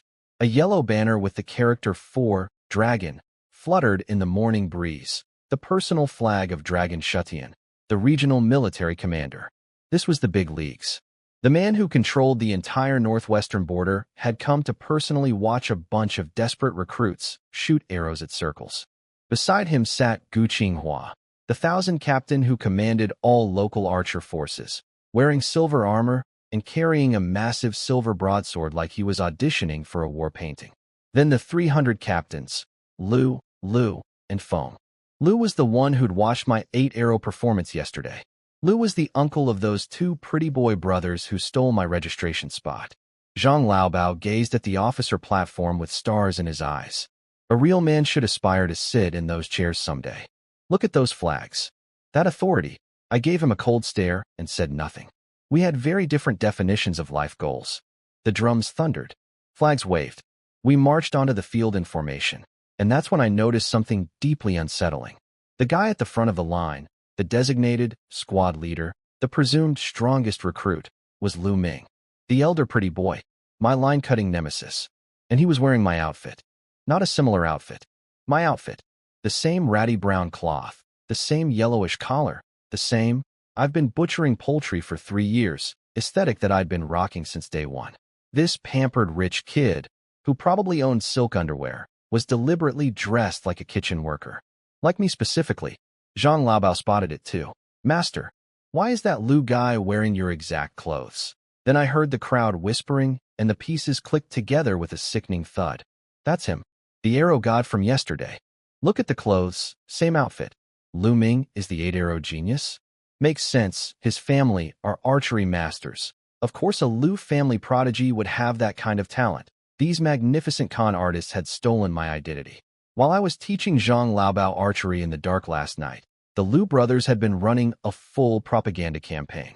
They dressed Lu Ming in copycat clothes, spread rumors through their pet bureaucrats, Chen Shuang and manager Huang, naturally, and convinced the entire camp that the mysterious 8-arrow archer was actually their golden boy. Up on the platform, Dragon Shutian was eating it up. I heard a young arrow god appeared yesterday. 8 arrows, all hitting the target. Lu 100 captain knelt with practiced humility. My nephew is merely playing around. Nothing special. Please don't praise him too highly, sir. The man was so good at fake modesty it should have been classified as a martial art. He basically confirmed the lie while pretending to be embarrassed about it. World-class performance. I almost applauded. The officers around them nodded approvingly. Obviously, a Lu family prodigy would produce such talent. Archery bloodline, clearly. What a fine young man. An echo chamber of stolen credit, sealed and delivered before I even arrived at the field. Lu Ming stepped up for his demonstration shot. 20 zhang distance, 5 zhang further than the standard 15 zhang exam requirement. He drew his bow with practiced elegance and released. The arrow flew true and buried itself dead center in the bullseye. The crowd went absolutely berserk. Dragon Shutian nodded with genuine admiration. Lu 100 captain dropped to his knees in theatrical gratitude. The other officers whispered jealously about the Lu family's incredible genetic lottery. I'll give credit where it's due. Lu Ming was legitimately good. 20 zhang with a clean bullseye was no joke. Under normal circumstances, he'd rightfully be the top recruit. But claiming MY 8-arrow technique as his own, wearing MY clothes like a costume, having his corrupt lackeys spread lies while I was innocently teaching archery to a man with the hairstyle of an electrocuted hedgehog, that crossed a line. Lu 100 captain was the only officer not celebrating. He stood silently, staring at Lu Ming with narrowed eyes. He'd actually seen my performance yesterday. He knew the body's shape, the stance, the shooting rhythm. And something about Lu Ming wasn't matching his memory. The clothes were right, but everything else was wrong. Lu kept his mouth shut for now, but suspicion was radiating off him like heat from a furnace. Then, beside me, Zhang Laobao's volcano finally erupted. He'd been listening to 200 people call Lu Ming the arrow god, and his patience, never his strongest quality, shattered into a million pieces. What are you people talking about? He roared at the nearest cluster of whispering recruits. That Lu guy is not the arrow god. My master Chen Xiao is the real one. Every head within earshot turned toward us. Zhang Laobao stood there, chest puffed, finger pointing at me like a lawyer presenting Exhibit A to a very confused jury. And me? I stood there holding my single remaining arrow, wearing the original version of the outfit Lu Ming had copied, thinking about how this day had gone from simple archery exam to identity theft courtroom drama in approximately 9 minutes. The exam morning turned into a circus, and I was the unwilling clown at the center of it. Zhang Laobao started screaming at everyone within earshot that I was the real arrow god. Predictably, this went about as well as setting your own hair on fire to get attention at a party. Nobody listened. Worse, people started pushing past him to get a better view of Lu Ming at the front of the line, shoving Zhang Laobao around like a pinball in a machine made of angry soldiers. Then some genius in the crowd actually turned around, looked at me, noticed I was wearing the exact same outfit as Lu Ming, and came to the most spectacularly wrong conclusion possible. Hey, this guy is copying the arrow god's clothes. We got a fake over here. Within seconds, I went from unknown recruit to shameless impersonator. The irony was so thick you could spread it on toast. I was wearing clothes I'd owned for 3 years. Lu Ming had literally copied my wardrobe overnight like a fashion-obsessed stalker. And somehow I was the fraud. The universe had a genuinely twisted sense of humor, and I was starting to take it personally. The commotion spread like wildfire. More people gathered, more fingers pointed at me, more voices called me a fake. A few recruits who'd actually seen my performance yesterday looked uncertain, sensing something was off, but peer pressure is a powerful drug, and nobody wanted to be the guy defending the alleged impersonator against 200 shouting idiots. Up on the fancy officer platform, Dragon Shutian, the supreme military commander of the entire northwestern border, noticed the disturbance in the crowd and frowned. Lu 100 Captain, that shameless uncle, immediately swooped in with the smoothest lie of the century. Oh, someone apparently admires my nephew so much they copied his outfit. Young people these days, such enthusiastic fans. Dragon Shutian actually laughed at this. Your nephew hasn't even officially enlisted, and he already has followers?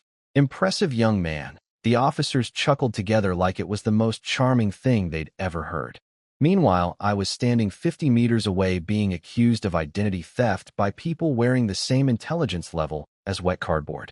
Behind the crowd, Lu Ming's brother Lu Xiao was watching the situation with cold, calculating eyes. His pet bureaucrat, Chen Shuang, had reported to him about the commotion. Lu Xiao's first instinct was worry. What if the real 8-arrow archer had actually shown up? But he talked himself down. Any archer that talented would obviously be in an elite army, not slumming it at a border garrison recruitment exam. Probably just a coincidence. Probably. He sent his bodyguards toward me anyway, just to be safe. Smart paranoid snake. Meanwhile, Lu Ming was putting on an absolute show at the shooting line. His first arrow from 20 zhang distance buried itself dead center in the bullseye. Dragon Shutian applauded personally. His second arrow, same thing. Perfect center. 2 consecutive bullseyes from 60 meters. The man was genuinely talented, I had to admit. Not 8 arrows at once talented, but legitimately skilled. Enough to sell the lie convincingly. Dragon Shutian was practically adopting him at this point. He praised Lu Ming to the heavens, slapped Lu 100 Captain on the shoulder, and started talking about rising stars and future legends. 1000 Captain Gu Qinghua got so excited he threw in extra prize money and a captured barbarian deer sinew bow worth 50 silver pieces. Everyone was congratulating the Lu family like they'd won the military lottery. Lu Ming's third arrow drifted slightly off-center. Still hit the target, just not perfectly. Dragon Shutian waved it off generously. 3 shots, 2 perfect bullseyes, 1 near miss. He declared Lu Ming ready for immediate combat deployment without further training. High praise from a man who'd probably seen 10,000 archers in his career. Then Dragon Shutian's mood darkened. He mentioned that enemy attacks were imminent. No time for extended training. All recruits who passed today would be sent to Black Cliff Ridge for 7 days of real combat exposure. Not to fight seriously, just to see blood. Get used to the horror. Prepare psychologically for the actual war that was breathing down everyone's necks. 1000 Captain Gu accepted the order with visible sadness. He looked at all of us lined up and mentally calculated that 10 to 20% would be dead within a year. Just kids with bows, marching into a meat grinder with slightly better odds than the infantry. Not exactly a recruitment poster moment. After Lu Ming's performance, the regular testing began. It was depressing. Groups of 12 stepped up, shot 3 arrows each, and almost universally embarrassed themselves. Out of 24 people across 2 rounds, only 2 passed. 3 arrows on target was the minimum requirement, and apparently that was asking for a miracle from this crowd. Dragon Shutian's expression went from enthusiastic to grim to genuinely angry within minutes. And through all of this, Zhang Laobao was still screaming. The man had the persistence of a mosquito and the volume of a foghorn. "My master is the real arrow god," he bellowed at anyone within 50 meters. 2 soldiers finally tackled him and pinned him down, disrupting the examination grounds. "Your testing qualification is revoked." Then 2 more soldiers grabbed my arms and started dragging me away too. Guilt by association. Zhang Laobao's personal crusade to restore my honor was actively destroying my military career in real time. I was being removed from my own exam because my self-appointed disciple couldn't shut his enormous mouth for 5 consecutive minutes. I cursed internally. Every single time I was near this man, catastrophe followed. He was a walking disaster magnet with the tactical awareness of a brick. I should have never taught him archery. I should have never given him my name. I should have pretended to be deaf the moment he first elbowed me in that registration line. Lu Xiao watched from the shadows, smirking. His plan was working perfectly. 2 loudmouth troublemakers claiming to be the arrow god, easily dismissed as attention seekers. Remove them quietly under public disturbance charges, and the Lu family's fraud stayed sealed forever. Clean, efficient, ruthless. But none of these brilliant schemers accounted for one thing. Lu 100 Captain was down on the field doing inspection rounds when Zhang Laobao's howling reached his ears. He turned, annoyed, ready to yell at whatever idiot was causing problems. Then his eyes landed on me. My back, my shoulders, my posture. The way I stood, relaxed but coiled, like someone carrying 10,000 pounds of invisible weight without effort. His memory fired. Yesterday's training ground. The silhouette against the evening sky. The effortless draw. The impossible 8-arrow release. Every detail he'd memorized while sprinting off that viewing platform suddenly overlaid perfectly onto the person being dragged away by guards right in front of him. His whole body went rigid. His eyes widened. His mouth opened slightly. The real arrow god. The actual, genuine, certified original. Not sitting in the Lu family tent sipping tea. Not wearing a costume on the shooting line collecting stolen applause. Standing right here, being arrested for impersonating himself, while a fraud paraded around in knockoff clothes collecting prizes that belonged to someone else. Lu 100 Captain's face transformed from confusion to absolute certainty in about half a second, and 3 words formed silently on his lips as recognition struck him like lightning. The real one is right here. Everything was falling apart, and it was entirely Zhang Laobao's fault. As usual, the guards were dragging him away while he screamed, "My master is the arrow god," like a man being kidnapped by aliens and trying to alert the entire planet. Then 2 more soldiers grabbed my arms, because apparently standing near a loud person is a crime punishable by immediate removal from your own military exam. I tried the reasonable approach first. Hold on. I never once claimed to be any arrow god. That guy over there said it, not me. If someone points at a random stranger and yells, "That's the emperor," do you arrest the stranger? That's not how law works. The 2 soldiers actually paused, their faces scrunched up with the visible effort of processing basic logic. He had a point. This guy hadn't actually said anything. It was all the messy-haired maniac doing the shouting. But then Chen Shuang, my old friend from the registration desk, the silver-stealing cockroach, pushed through the crowd with perfect timing. Don't listen to him. He and that wild man were causing trouble during registration too. And he's wearing the same clothes as the arrow god. Obviously an impersonator. Behind Chen Shuang, Manager Huang appeared like a secondary infection following a disease. Take them both away. These 2 never even passed the preliminary screening. How did they infiltrate the exam? This demands a full investigation. Beautiful. They were claiming I hadn't passed the test that I absolutely, definitively, stone roller liftingly passed. The test where I held 200 pounds at arm's length while pretending to struggle. The test where I bribed Chen Shuang personally. And now this man was standing here, with my silver in his pocket, telling everyone I'd never been approved. The sheer audacity made Season Wutai look like an amateur. I added an extra underline to his name in my mental notebook. Behind these two stooges, I spotted the real puppet master. Lu Xiao, the younger Lu brother, lurking in the shadows with a satisfied little smirk. Of course, the whole operation made sense now. The Lu family had stolen my identity, dressed their boy in my clothes, spread lies through their bought officials, and now they were trying to physically remove me before I could expose the fraud. If I participated in the exam and demonstrated anything close to my real ability, their entire house of cards would collapse into a pile of embarrassing confetti. The guards tightened their grip on my arms. Manager Huang was shouting for them to hurry up and remove me. Chen Shuang was nodding along like the professional yes-man he was. Behind them, Lu Zhao's eyes gleamed with cold satisfaction. And I thought, no, not today, not like this. I'd spent 3 years being quiet. 3 years chopping fish, grinding stats, keeping my head down while corrupt bosses stole from me and cowards laughed behind my back. I'd planned to play it safe during the exam too. Modest performance, don't attract attention, slip into the archer corps without making waves. But sometimes the safe play is the dangerous play. If I let these clowns drag me away, the infantry draft would swallow me whole tomorrow morning. No archer exam, no escape route. Just a one-way ticket to the front lines with a sword and a prayer. Playing small would literally kill me. I looked up at the viewing platform. Dragon Shutian sat there under his yellow banner, the most powerful military figure in the region. If I could impress him, no amount of Lu family scheming could touch me. Small people can only crush you when bigger people aren't watching. Right now, the biggest person in 100 miles was watching. Time to stop hiding. I started walking toward the shooting line. The two soldiers were still attached to my arms like human anchors. Their boots dug into the dirt, legs bracing against the ground, every muscle in their bodies straining to hold me back. They might as well have been trying to stop a river with a napkin. I walked forward at a casual, comfortable pace.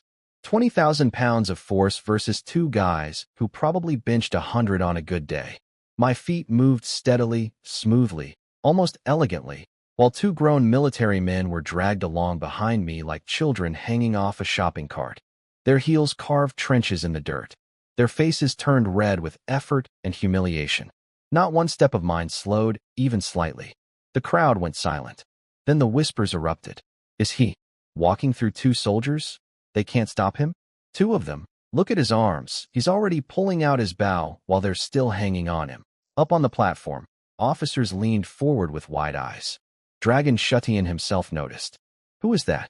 Why are two soldiers unable to restrain him? Lu 100 Captain jumped in immediately with damage control. That man is an intruder, sir. Not a registered candidate. The soldiers are trying to remove him. Dragon Shutian looked mildly disappointed. Shame. His arm strength is remarkable. Well, remove him then. Lu 100 Captain seized the moment. Send more men. If two can't hold him, send 10. Beat him out with sticks. His personal soldiers launched themselves off the platform toward me. Two big guys, armed, moving fast. Then a voice ripped through the air like a thunderclap. Stop. Nobody touch him. Lu 100 Captain came sprinting up the platform stairs so fast he left after images. His face was flushed crimson. He was gasping for air, and his eyes were blazing with the righteous fury of a man who'd been watching a fraud unfold all morning while being powerless to stop it. That man down there, Lu shouted, pointing directly at me. Is the real arrow god from yesterday. The Lu family nephew is not. The platform went nuclear. Every officer's head whipped between Lu and Lu 100 Captain like spectators at a tennis match played with grenades. Lu 100 Captain's face drained of color so fast you could practically hear the blood retreating. The surrounding officials started exchanging excited glances. Military drama was apparently premium entertainment at every level of hierarchy. Lu 100 Captain recovered fast, switching to wounded innocent mode. How dare you slander my family? This is obviously a conspiracy between you and that intruder. He ordered his men to charge down and remove me by force. Two soldiers leaped off the platform. Then Dragon Shutian raised one hand. A transparent palm print materialized in midair and slammed both jumping soldiers back down to the ground like swatted flies. Casual supernatural force. The kind of power that reminded everyone present that this man could probably crush the entire platform and everyone on it with a sneeze. Why the rush, 100 Captain Liu? Dragon Shutian said calmly. Let the boy shoot. If he's no good, your nephew's innocence is proven instantly. Unless you have some reason to be afraid of letting him try. That last sentence hung in the air like a guillotine blade, and beneath it, Liu 100 Captain's neck suddenly felt very exposed. Dragon Shutian basically told Liu 100 Captain to sit down and shut up without actually saying those words. He did it with the elegant diplomacy of a man who could crush everyone present with a wave of his hand, and knew it. Why are you so worried? 100 Captain Liu. I've already seen your nephew shoot. 20 zhong, nearly perfect accuracy. Even if this stranger is decent, how much better could he possibly be? Honestly, this whole arrow god rumor about 8 simultaneous shots is probably just gossip that got exaggerated through retelling. Your nephew is the real deal. I saw him with my own eyes. So just let this nobody shoot and prove himself inferior. Unless there's some reason you'd rather he didn't. That last sentence was a velvet-wrapped grenade. Liu 100 Captain's face went through a fascinating color journey. White to green to a forced smile that looked like someone had stapled it onto his face from behind. He couldn't refuse without looking suspicious. Dragon Shutian had boxed him in with compliments and logic simultaneously. Masterclass in political maneuvering from a man who probably conquered entire territories before breakfast. Dragon Shutian gave the order, let the man shoot. And get those 2 soldiers off his arms. If he misses, he'll just claim the soldiers messed up his aim, and I want no excuses. But here's the thing. Nobody told me the order was coming. I was already shooting. Both soldiers were still dangling from my arms like oversized Christmas ornaments when I drew the bow, knocked an arrow, and let it fly. 20,000 pounds of arm strength meant 2 grown men. Hanging off me felt like wearing slightly heavy bracelets. My aim didn't waver by a single hair. The arrow screamed across 20 zhong of open air and buried itself dead center in the bullseye. Perfect shot, with 2 humans attached to my body like koala bears on a tree branch. The training ground went so quiet you could hear individual heartbeats. Then the chaos erupted. He hit the target, with 2 people hanging on his arms. 20 zhong. Bullseye. While carrying human luggage, on the platform, brains were breaking in real time. Liu 100 Captain looked like he'd swallowed an entire glacier. The cold realization was spreading from his throat to his stomach that his nephew's carefully constructed fraud was about to be demolished by a kitchen worker with supernatural arm strength and zero respect for social norms. Liu 100 Captain was having the exact opposite experience, his eyes bulging with excitement, mentally calculating how fast he could recruit me before anyone else got their hands on me. Forget the arrows, he was probably thinking. This kid could throw boulders at the enemy and hit them accurately. Dragon Shutian tried to play it cool. Sipped his tea. Pretended his hand wasn't trembling slightly. Interesting. His strength isn't that impressive if he's had martial cultivation training. But that accuracy while loaded down. Even this veteran commander who'd seen every kind of genius couldn't completely hide his shock. The tea sip was a cover, and everyone knew it. Liu 100 Captain launched into emergency damage control mode. Sir, this weighted shooting technique looks impressive, but is pure showmanship. Anyone with moderate cultivation could hold that weight. And if he's specifically practiced shooting with extra load, then of course he'd hit the target. It's a circus trick, not real combat skill. Please don't be deceived. He bowed deeply, selling the performance with everything he had. Give the man credit. He was an excellent liar under pressure. Dragon Shutian nodded politely, partially to save face for not being more impressed, partially to give Liu 100 Captain some rope. Fair point. Have him shoot normally. 3 bullseyes, and I'll speak with him personally. The soldiers finally got the order and let go of my arms. Freedom. My shoulders felt like they'd been relieved of the weight of 2 particularly useless backpacks. I looked up at the platform one more time. Dragon Shutian was watching me directly now. The biggest fish in the entire northwestern military pond had his eyes locked on me specifically. This was my moment. No more hiding. No more deliberately missing shots. No more pretending to be average. 3 years of grinding in obscurity, and the spotlight was finally pointed at exactly the right person. Time to burn it, so bright nobody could look away. I turned around and extended my hand toward Zhang Laobao. Arrows. Give me your quiver. His face split into the widest grin I'd ever seen on a human being. He practically threw the arrow quiver at me, then spun around to face the soldiers who'd been manhandling him minutes earlier. You see? I told you my master was the real arrow god. You just watch what happens next. Every single one of you is about to eat your words so hard you'll need a surgeon to remove them. The soldiers' faces went pale. They'd been dragging me around by my arms, talking trash, treating me like a criminal.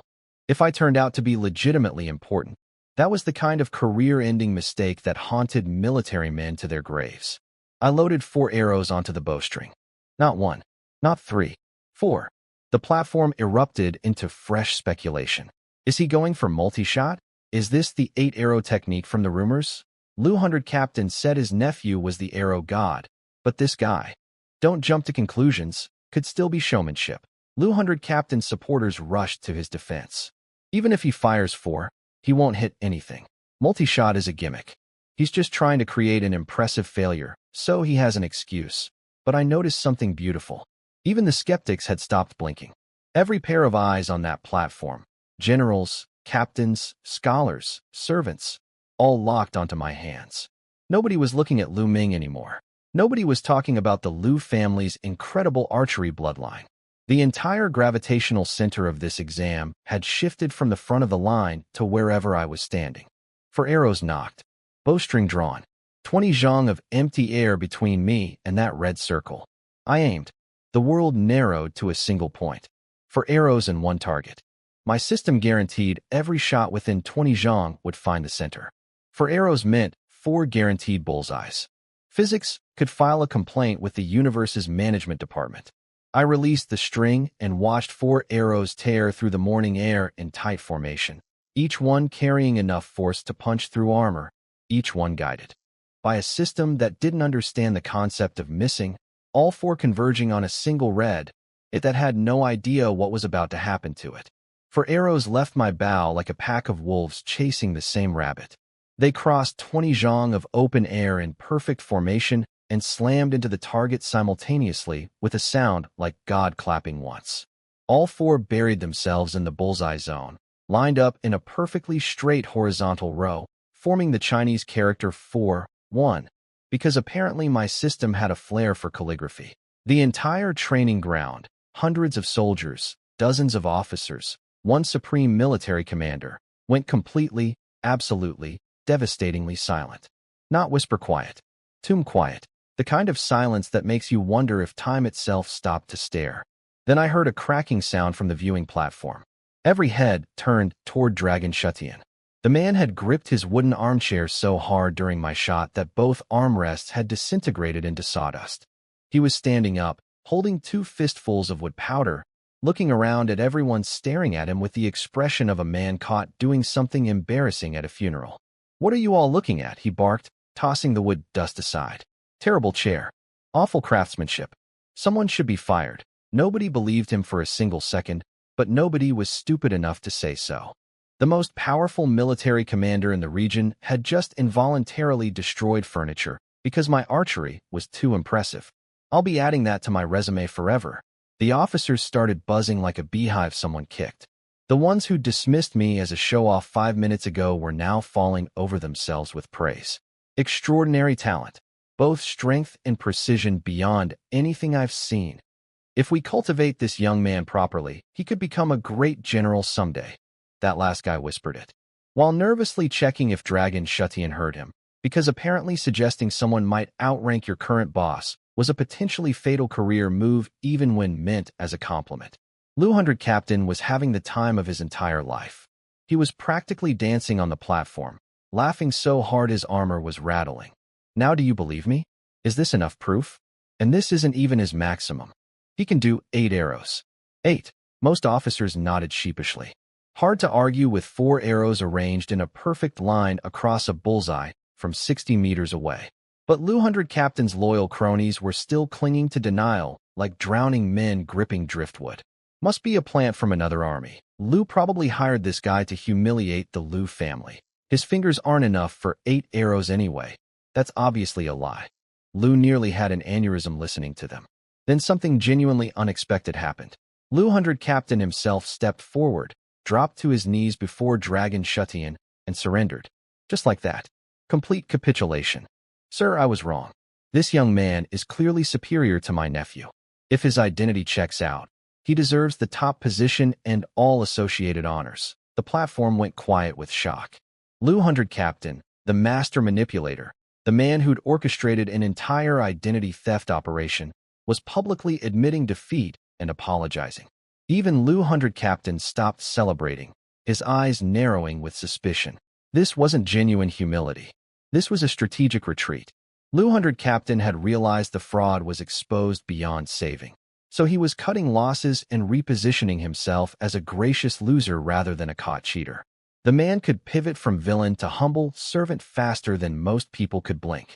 No wonder his superiors loved him. He was insufferable, but brilliantly insufferable. 1000 Captain Gu Qinghua helped him up and smoothed things over diplomatically. Finding talent during an exam is wonderful news for everyone. Your nephew performed well too. Both young men deserve recognition. Translation. Let's pretend nobody committed fraud today and move on before this gets uncomfortable for the people who were praising the wrong person 10 minutes ago. Political survival at its finest. But I wasn't done. I still had one more shot in the 3-arrow trial, and I wasn't about to waste it on something ordinary. I knocked for more arrows. The crowd, which had barely recovered from the first volley, immediately started hyperventilating again. He's shooting again. What else could he possibly demonstrate? Maybe he wants to prove his consistency? Show it wasn't a fluke? I aimed carefully. Not at the target's empty space. At the 4 arrows already embedded in the bullseye. Specifically at their exposed tail ends. For tiny wooden shafts sticking out of a target 60 meters away, each one roughly the width of my thumb. I was about to perform the rapid chain arrows. Every arrow returns to 1 technique. The ability that had destroyed all my practice arrows last night. The technique where each new arrow splits its predecessor down the middle and takes its place. Except this time, I was doing it with 4 arrows simultaneously at competition distance in front of every military officer in the northwestern border region. I released. 4 arrows flew in beautiful curving arcs, screaming through the air with lethal precision. They crossed the distance in a heartbeat and struck the 4 existing arrows exactly at their tail ends.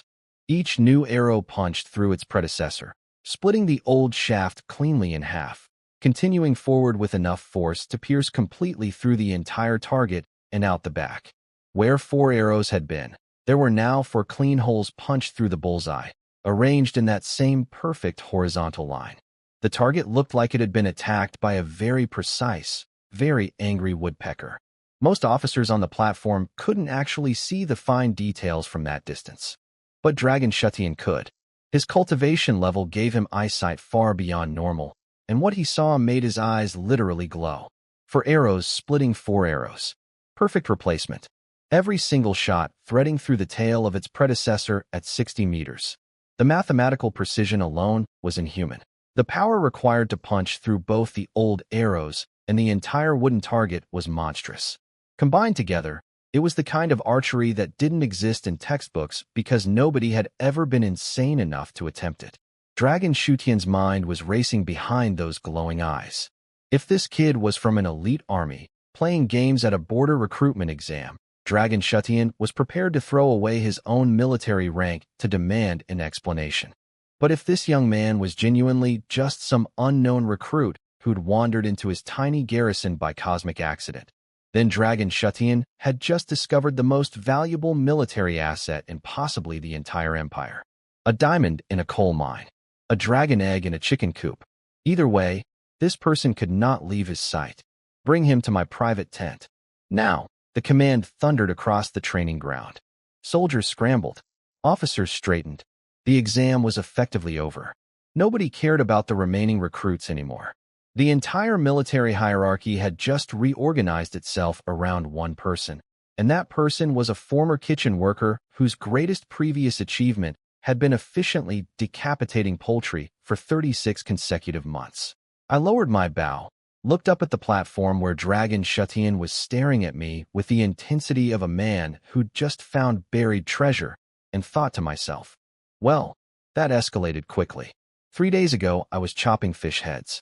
Now the Supreme Commander of the Northwestern Frontier wanted a private audience. Career progression in this world was absolutely wild. Soldiers escorted me through layer after layer of security.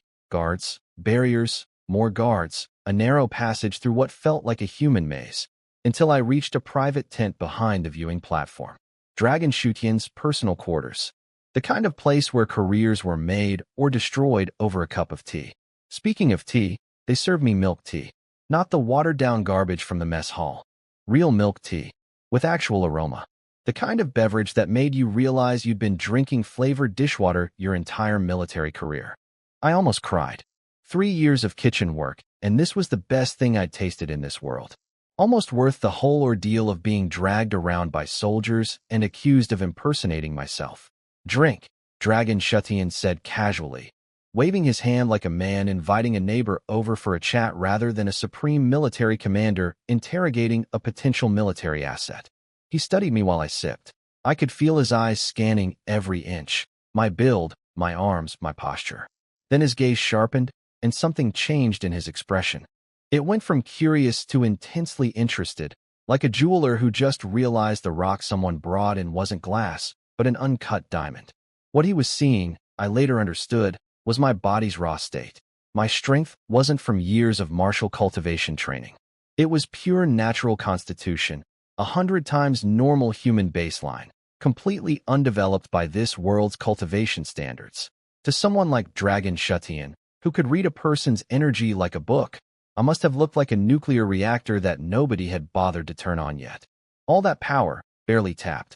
The potential must have been terrifying. Then the question started, and this is where I nearly destroyed everything. How long have you practiced archery? Are you just here for fun? He asked with studied nonchalance. Fun? No, sir. I'm here to enlist. And I've been practicing archery for about 3 days. The tea in his hand stopped moving.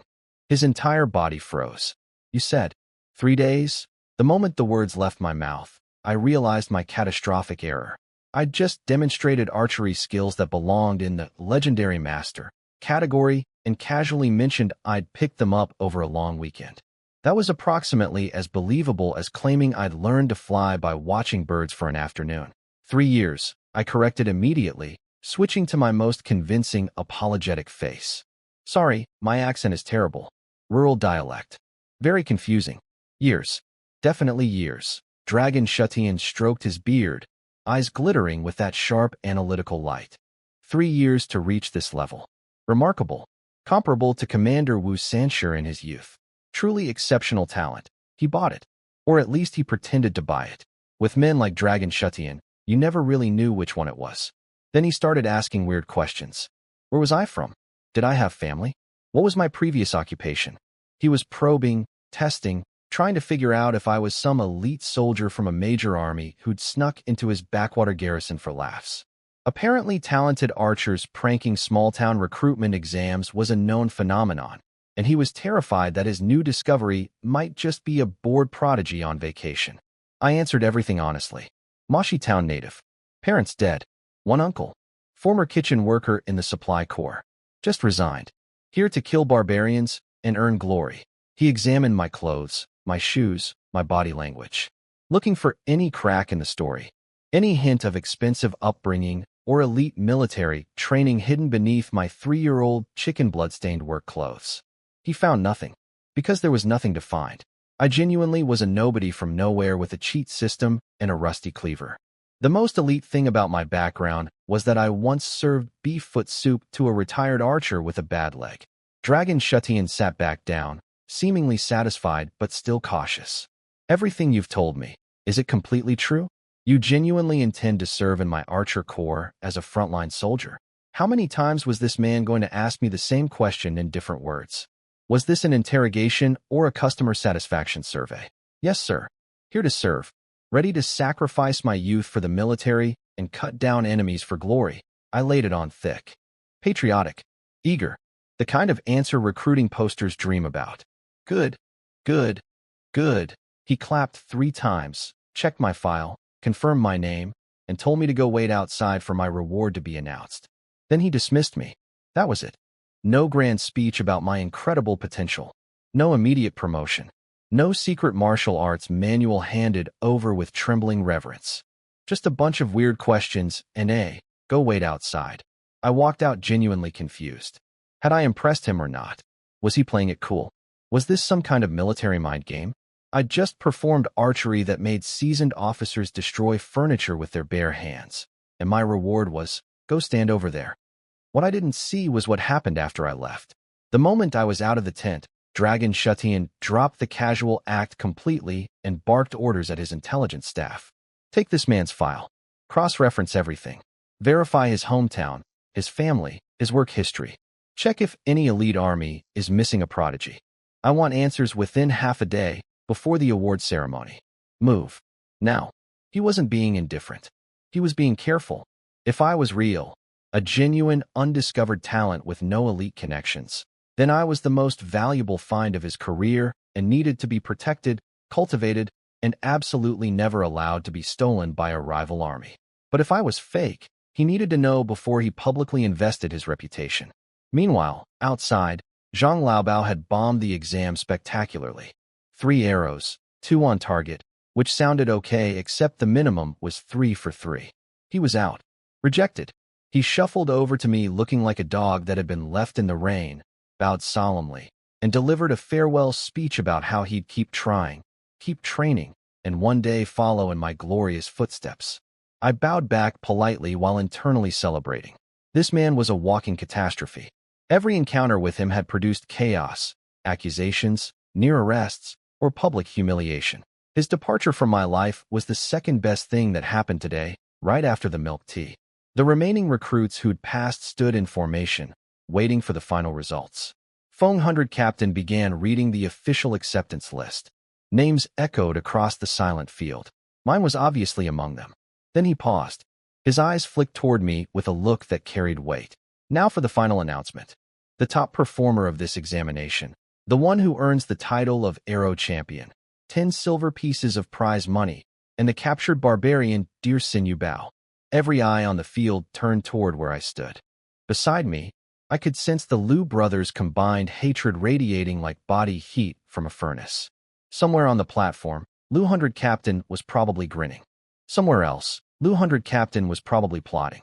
And I just stood there, hands clasped behind my back, waiting for someone to officially say what everyone already knew. Liu Ming, Feng 100 Captain's voice boomed across the field like a cannon shot, and my stomach dropped straight through the ground into whatever hell dimension existed beneath this stupid training field. Liu Ming, Arrow Champion, top performer, 10 silver pieces, and the Dear Sinew Bao. Liu, freaking Ming, the guy who stole my registration spot, whose family copied my clothes, who was fraudulently claiming my 8-arrow technique. This guy got the top prize. After I literally shot arrows through other arrows in front of the supreme commander of the northwestern frontier. After Dragon Shutian crushed his own chair watching me perform. After Liu 100 Captain publicly screamed that I was the real arrow god. Liu Ming got the trophy, and I got nothing. The crowd immediately started rationalizing it. Must be an identity issue. Probably a spy from another army. Makes sense they wouldn't reward an outsider. That flashy guy was obviously just showing off. Liu Ming has real skill. 200 people watched me outperform every archer on that field by a margin wider than Dragon Shutian's authority, and they all collectively decided Liu Ming deserved the win because reasons. The human capacity for self-deception in the face of obvious corruption was genuinely awe-inspiring. If mental gymnastics were a martial art, this crowd had achieved perfection rank. I stood there with my fists clenched, eyes narrowed to slits, staring at the platform with an intensity that could have melted iron. If Zhang Laobao had been here, he'd have started a full riot. Part of me missed that ridiculous man. Part of me was grateful he'd already been sent home, so I didn't end up arrested for a second time in the same day. Military examinations are dark, I thought to myself. Fine. I'll carve brightness into this world with my own blade. Then Feng 100 Captain coughed theatrically and continued speaking. There is one more person whose performance was acceptable. By special consideration from senior officers, he will be admitted to the Archer Corps. Chen Xiao, step forward, my name. Said out loud. On the official field. By an actual officer. The relief lasted approximately half a second before Feng 100 Captain absolutely demolished any trace of dignity attached to the announcement. Your archery was adequate, but every senior officer agreed your showmanship was excessive. In the eyes of our military's true archery experts, your little tricks are nothing special, merely passable among new recruits. Furthermore, your multi-arrow stunts violated examination rules, and your final shots punched clean through the target, leaving no arrows on the board. By technical standards, that counts as missing the target. You should have been disqualified entirely. He paused for maximum insulting effect. Leadership decided to keep you purely because of your physical strength. Report to Black Cliff Ridge for combat training. Perform well, and future rewards may follow. I stood there processing what I'd just heard. My arrows were so powerful and accurate that they destroyed the target completely, and the military's official ruling was that I missed. Because there were no arrows left in the wood. Because I'd shot them through the wood. And through the previous arrows. And out the other side. The target was too weak for my archery, and somehow that was my fault. Do you have any objections? Feng 100 Captain flared his energy at me, pressing down with his cultivation aura like a bully flexing at a kid who just wanted lunch money. I bowed deeply. Thank you for your generosity, sir. I will repay this kindness in the future. He heard gratitude. I meant something very different by repay. But context is everything, and Feng 100 Captain was too self-satisfied to notice the distinction. Lu Ming collected his prizes on stage. 10 silver pieces. The gorgeous deer sinew bow. Thunderous applause. Standing ovation from officers who'd been praising MY archery 20 minutes ago. He led the entire group in a military oath, spouting patriotic promises about killing enemies and serving the Empire.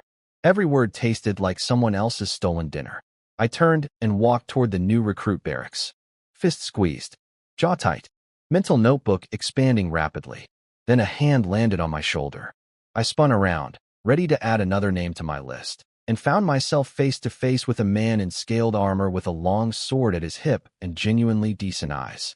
Chen Xiao? Follow me. I'm Lu Zhongshan, 100 Captain, Liu 100 Captain, the one officer who'd fought for me, who'd sprinted up the platform screaming that I was the real arrow god, who'd tried to stop the Lu family's fraud before Dragon Shutian had to intervene. An actual honest person in a military system that seemed specifically designed to produce the opposite. He walked me past the new recruit tents and into the veteran soldiers area. I was being assigned to an experienced squad under someone called Sergeant Chong, apparently the oldest and most skilled squad leader under Lu's command. 10-person unit. Heading to Black Cliff Ridge soon for a real combat mission against northern barbarians. You didn't get Arrow Champion because Dragon Shutian couldn't publicly reward someone who broke examination rules, Lu explained as we walked. If he'd given you the prize after you violated protocol with multi-shot and target destruction, it would undermine military discipline. Rules matter more than talent in the army. Understand? I nodded. He wasn't wrong. I'd been so focused on impressing the top brass that I hadn't considered the political impossibility of rewarding a rule breaker in front of the entire garrison. My performance was spectacular, but my method was illegal. Dragon Shutian's hands were tied. That said, Lu continued, pulling out a wooden box. The commander wanted you to have this. Privately. Tell anyone who asks that you carved this bough from an old tree root back home. He opened the box. Inside lay the ugliest bough I had ever seen in any lifetime across any dimension. It was made from some kind of twisted gray root. The body curved in wrong directions. The surface was covered in bumpy spots like a toad with a skin condition. The color was a depressing ash gray that screamed, I was found in a dumpster. If weapons had beauty contests, this bough would have been disqualified for making the judges uncomfortable. What I asked this? Does it even work? I blurted out before my brain could stop my mouth. Lu 100 Captain glared at me like I'd insulted his mother. Dragon Shutian personally gifted you this weapon. Yes, it works. He leaned in conspiratorially. Let me explain this bow's true capabilities. Then he stopped mid-sentence, reconsidered, and waved dismissively. Actually, forget it. You're nowhere near strong enough to unlock even its basic functions yet. Telling you would just be frustrating for both of us. He literally dangled the secret in front of my face and then snatched it away. Incredible. I was holding a mystery weapon with hidden powers that nobody would explain to me, gifted secretly by the most powerful commander in the region, disguised as garbage. So nobody would steal it. My life had turned into the plot of every martial arts novel ever written, and I was apparently too weak for the next chapter. Lu sent me off with genuine warmth. Told me to train hard, fight smart, and take care of my body. He was a good man, a rare find in this cesspool of backstabbers and credit thieves. I added his name to a different mental list, the very short one titled, People Not to Kill. Later, after I'd left, Lu apparently rushed back to Dragon Shutian's tent to report mission accomplished. The Supreme Commander sipped his milk tea and asked casually whether I'd been grateful for the gift, whether I'd said anything touching or thankful, whether I'd recognized the incredible value of what I'd received. Lu's face went slightly pale as he recalled my exact words. He asked if the bow actually works. I imagine the silence in that tent could have been heard from space.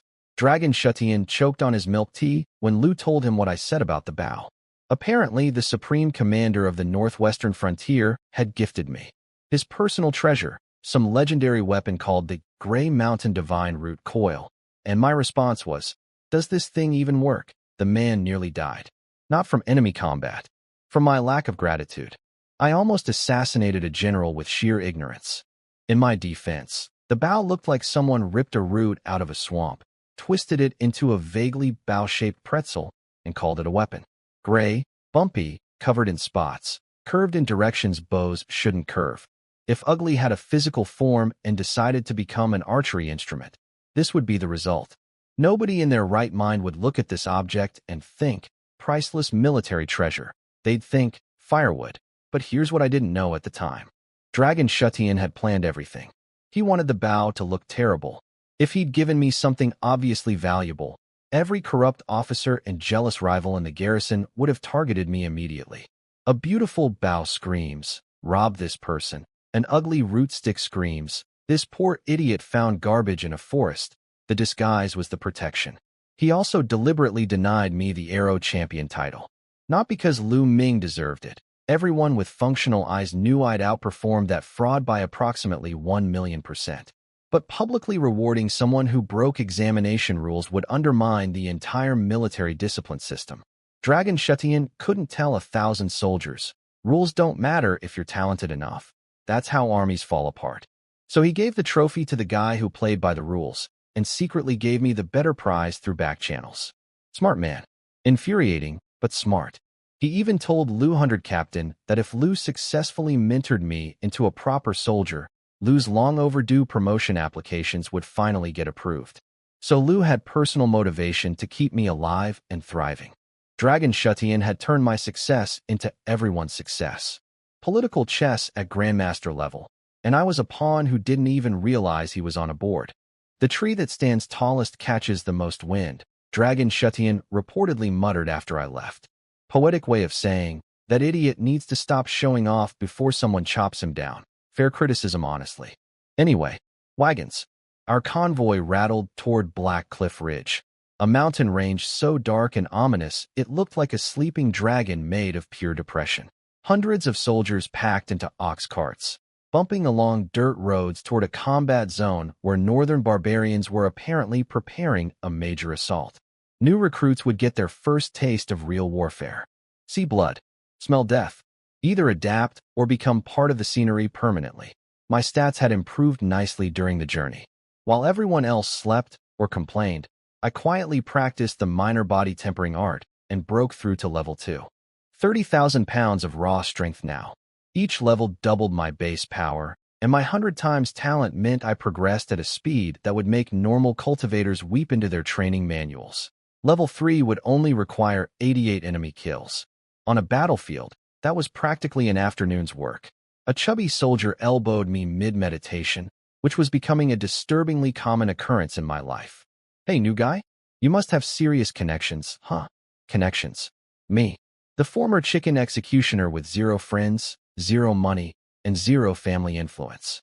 The man whose most valuable relationship was with a retired archer who had a limp. Chubby explained the situation. Normally, fresh recruits got dumped into formation archery squads or logistics duty during combat missions. Background roles. Safe-ish. But I'd been assigned directly to Sergeant Chong's veteran squad, the number 1 unit under Lu 100 Captain. That was a potential archer placement reserved for either the exam's top performer or someone with powerful backers. Since Lu Ming got the official top spot and was assigned to a different elite squad under Lu 100 Captain's best sergeant, My placement looked like pure nepotism. Everyone thought I was a connected insider pulling strings. The irony tasted like battery acid mixed with lemon juice. 3 days ago, I couldn't even get a registration clerk to process my application without a bribe. Now soldiers assumed I had a secret patron because the military couldn't publicly explain why I'd been fast-tracked. Dragon Shutian's covert reward system was so covert that it made me look corrupt instead of talented. Wonderful. Chubby then pointed toward another wagon. I followed his stubby finger, and my blood pressure immediately spiked. Lu Ming, Lu Xiao, and Chen Shuang, all three of my least favorite humans, were riding together on a cart heading to the same battlefield.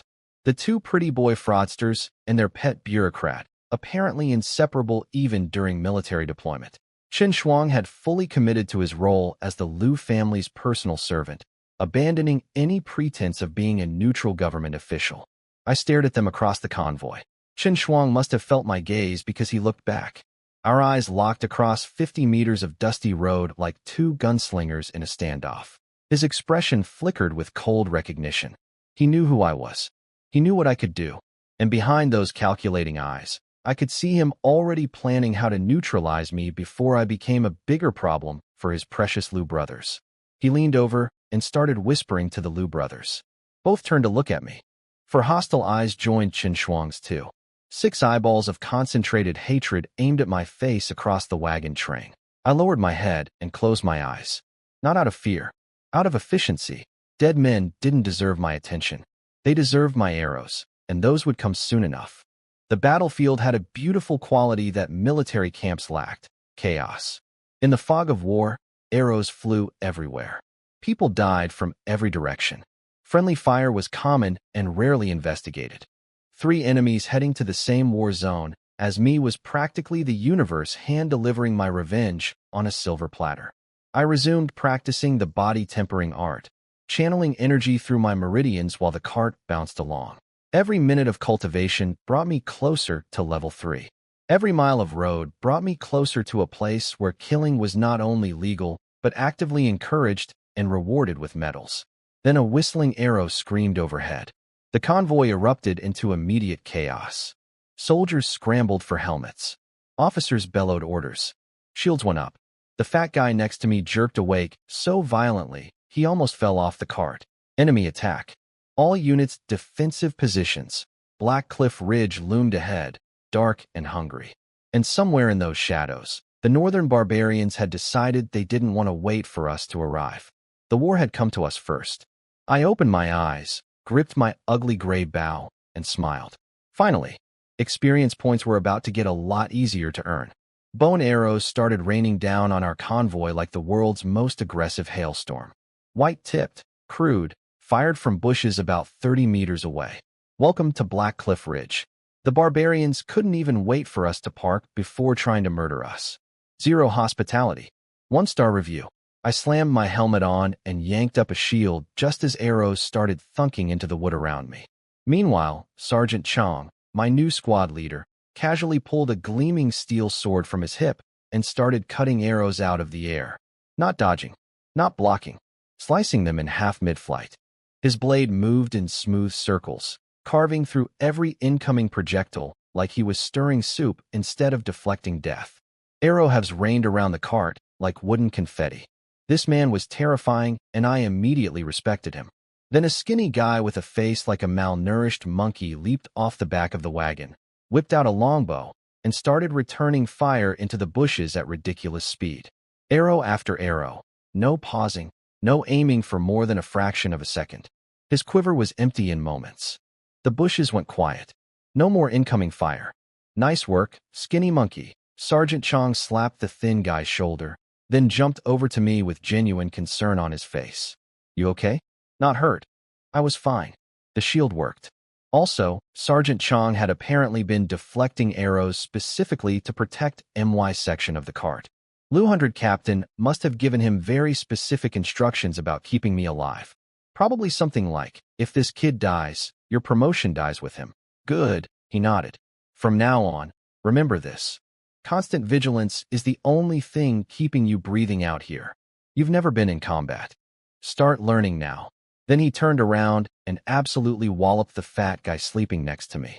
One palm strike launched the chubby soldier 3 inches off the cart floor like a human bouncy ball. Fat pig. I told you to watch for enemy attacks and protect Qin Shao. Why were you sleeping, fat pig? That was apparently his actual nickname.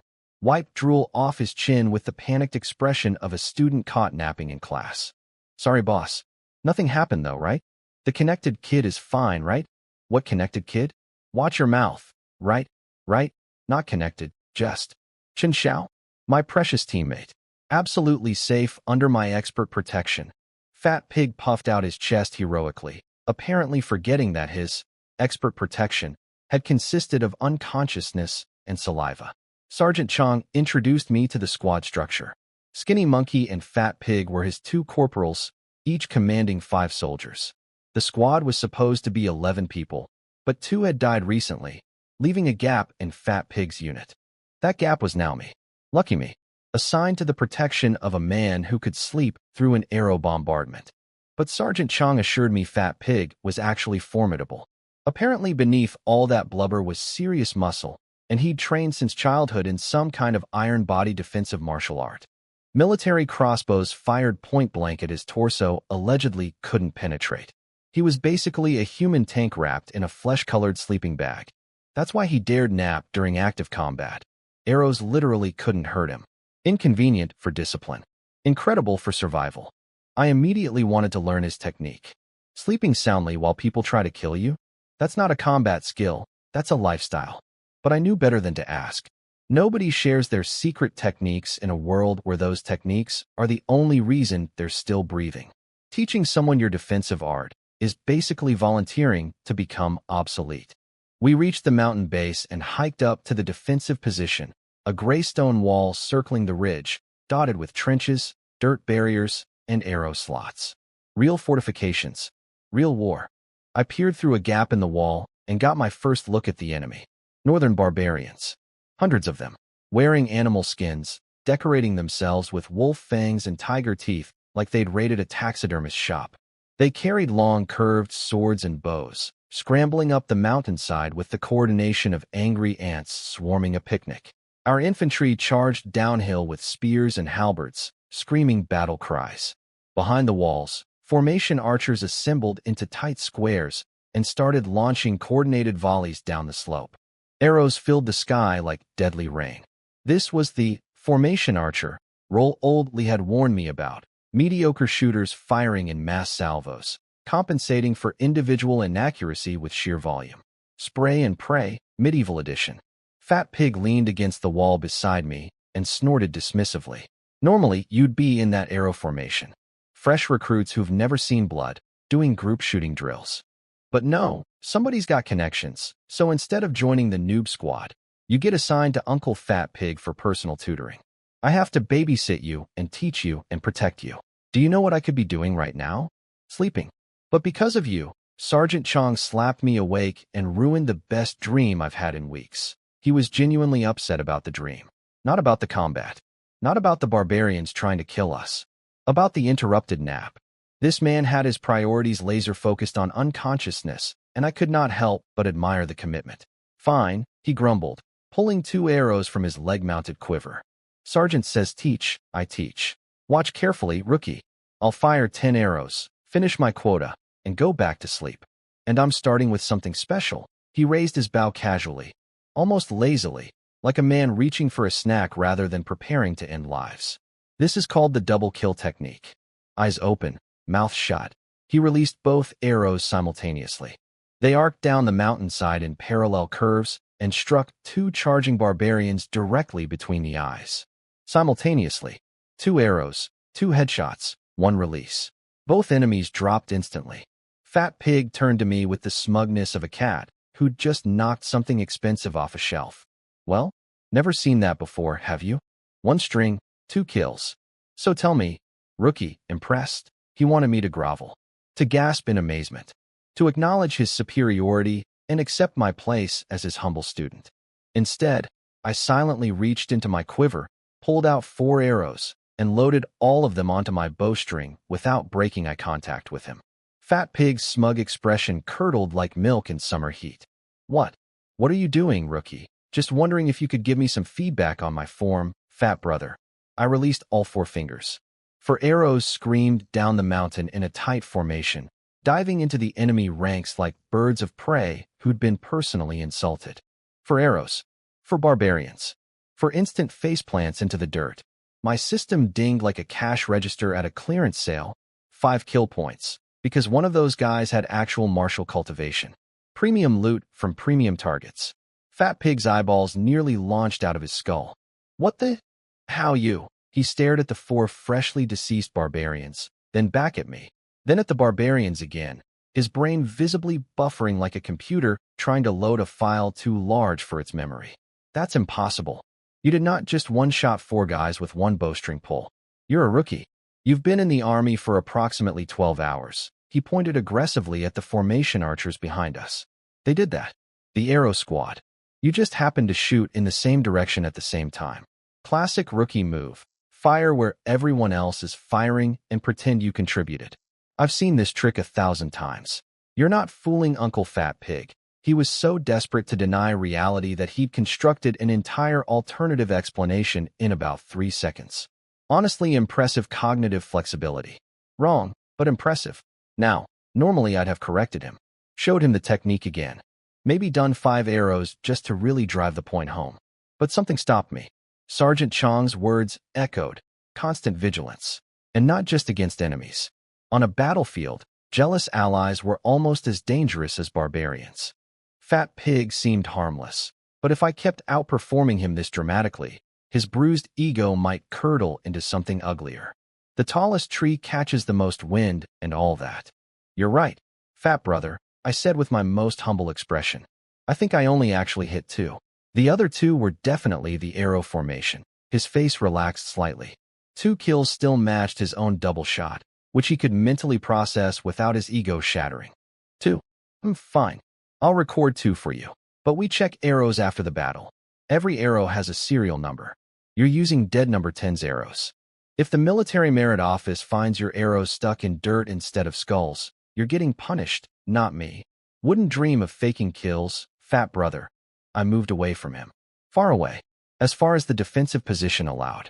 Because I had barbarians to murder and kill points to farm, and I wasn't going to waste precious grinding time arguing with a man whose primary life ambition was returning to unconsciousness. I pulled arrows from my quiver and activated rapid chain shooting. My great success, rank archery technique. 1 arrow after another, fired in smooth succession without pause. Each one guaranteed to hit center mass from 20 jam. No aiming delay. No breathing exercises.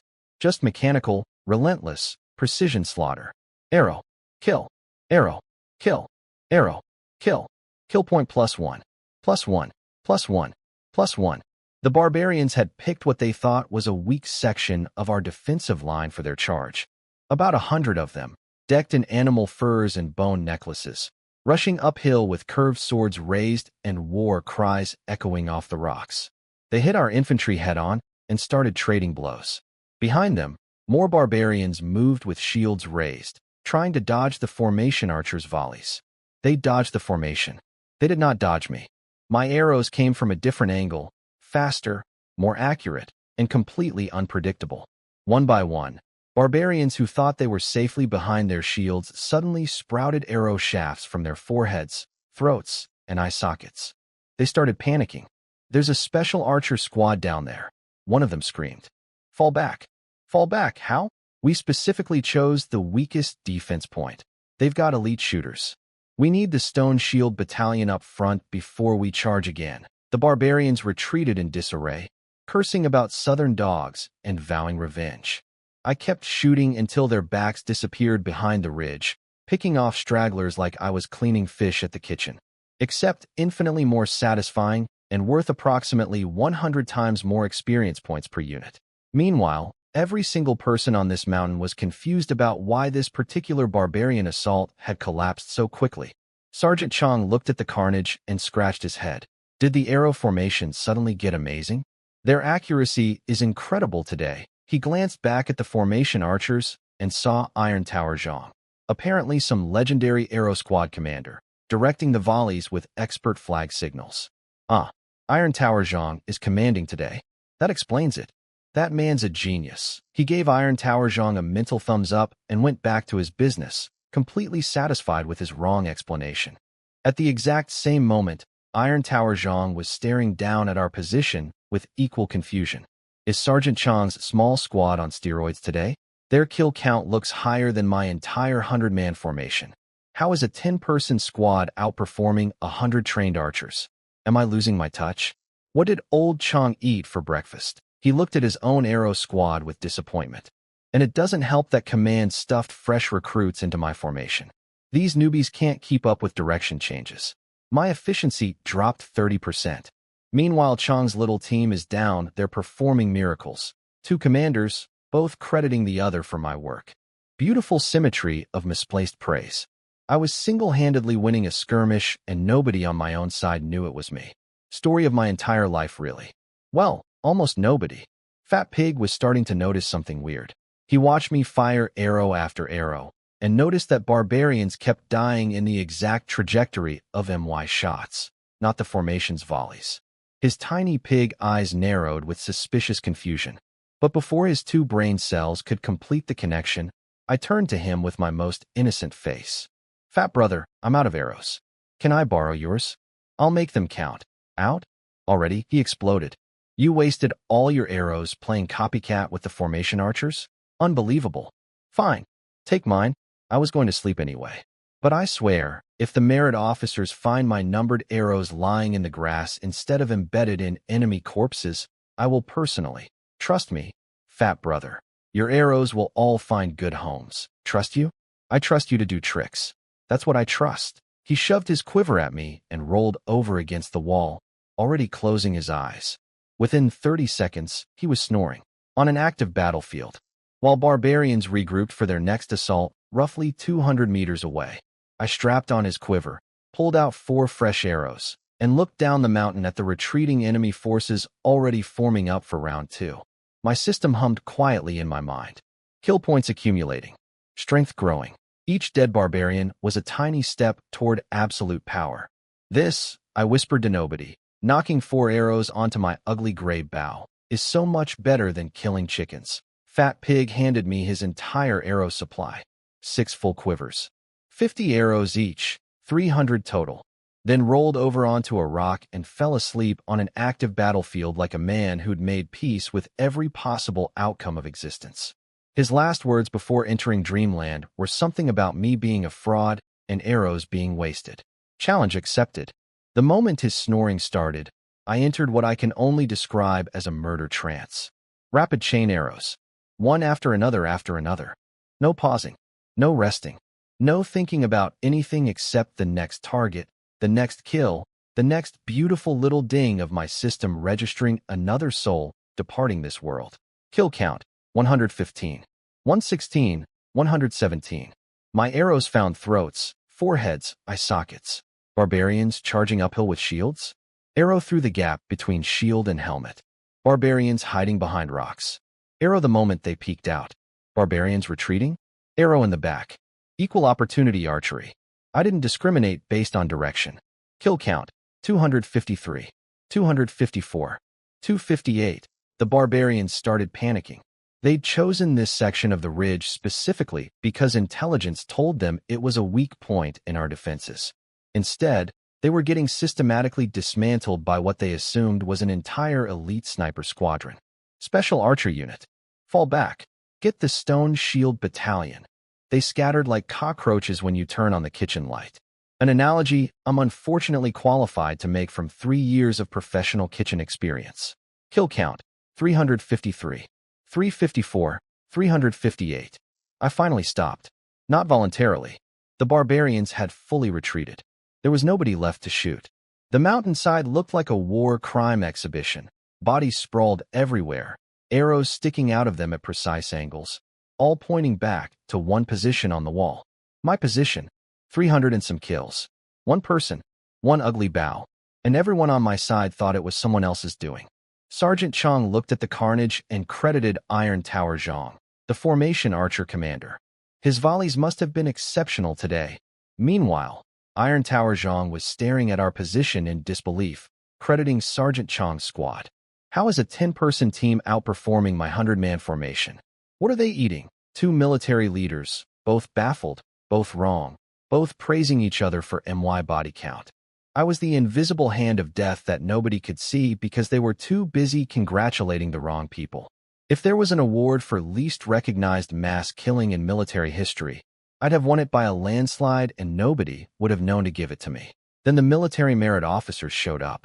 These guys were walking tanks, full body armor, face plates, only eye holes visible, stabbing every corpse on the battlefield with spears to confirm they were dead, then carefully extracting arrows and recording the serial numbers on each shaft. Every arrow in the army had an ID. My arrows were marked as Squad 1, number 10, dead old 10 serial, since I'd inherited his equipment. Fat Pig's arrows were Squad 1, number 2. I watched from the wall as the merit counters started their work. Didn't take long for things to get interesting. Squad 1, number 10, that's 48 arrows so far, all in separate bodies. 1 arrow per kill. This guy eliminated 48 barbarians solo. 48? That's nothing. You know how many number 2 arrows I've counted? How many? 267. What? 267. One person's arrows. More kills than an entire formation squad. Either we've got an arrow god on the front lines, or I've forgotten how to count. They stared at each other in stunned silence before the second guy talked himself down. Probably just arrow lending. Number 2 had extras, gave them to teammates to use, banking the merit credits for later trades. Happens all the time. No way one person actually killed 267 enemies. Reasonable explanation. Completely wrong, but reasonable. An hour and a half later, Fat Pig finally woke up. Stretched. Yawned. Scratched places that shouldn't be scratched in public. Then his eyes fell on his arrow quivers. All 6 of them. Empty. 300 arrows, gone. His face went through a transformation that scientists should study. Confusion. Disbelief. Horror. Rage. Grief. All 5 stages of loss compressed into approximately 4 seconds. Where are my arrows? He started searching frantically. Behind rocks. In trenches. Under his sleeping stone. Behind the wall. In the dirt. Everywhere a lazy person might accidentally drop 300 projectiles. Found nothing. Then he grabbed my collar with both fists and started shaking me like a maraca. Did you shoot them all? Tell me you didn't shoot them all. I shot them all. You. 300 arrows. All of them. In the ground. My monthly supply. He was crying. Actually crying. Not about the battle. Not about the dead barbarians. About his arrows. His monthly allocation, gone in 90 minutes. He was convinced every single one was lying in the dirt somewhere, wasted by a rookie who couldn't hit the broadside of a mountain. The merit officers would see 300 of his arrows scattered across empty ground, and he'd never receive another arrow shipment again. His reputation would be destroyed. His career, over. His napping privileges, revoked. Fat brother, I promised they weren't wasted. Almost every single one hit someone. Liar. You expect me to believe a DOLD recruit shot 300 arrows and hit anything? I should mention, not every arrow was a clean kill. Some barbarian elites were genuinely skilled. One guy caught my arrow mid-flight, smiled at me, and threw it back like a return-to-sender package. I had to duck behind the wall to avoid being skewered by my own projectile. Rude. Also, the Liu brothers and Chun Shuang had been positioned nearby in another special archer unit and kept stealing my kills with their own long-range shots. Every head they sniped was experience points stolen from my pocket. Mental notebook, updated. Murder timeline, accelerated. Fat Pig was still shaking me and sobbing when a voice cut through the chaos behind us.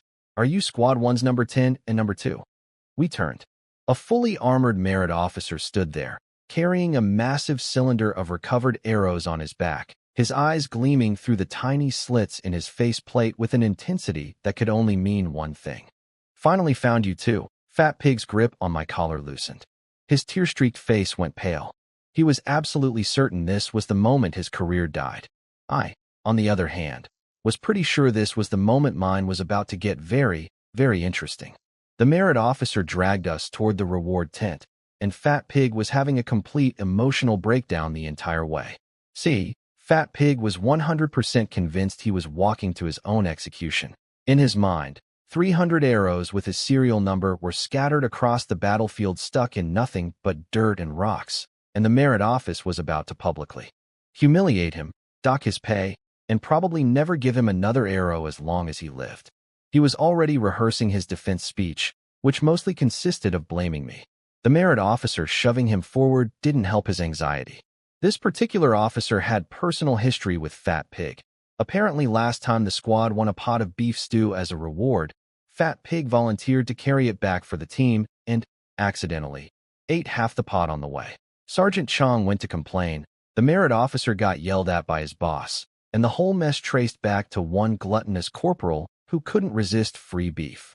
So yeah, this officer hated Fat Pig with the burning passion of a man who'd been professionally embarrassed by a walking appetite. Fat Pig started panic bribing immediately.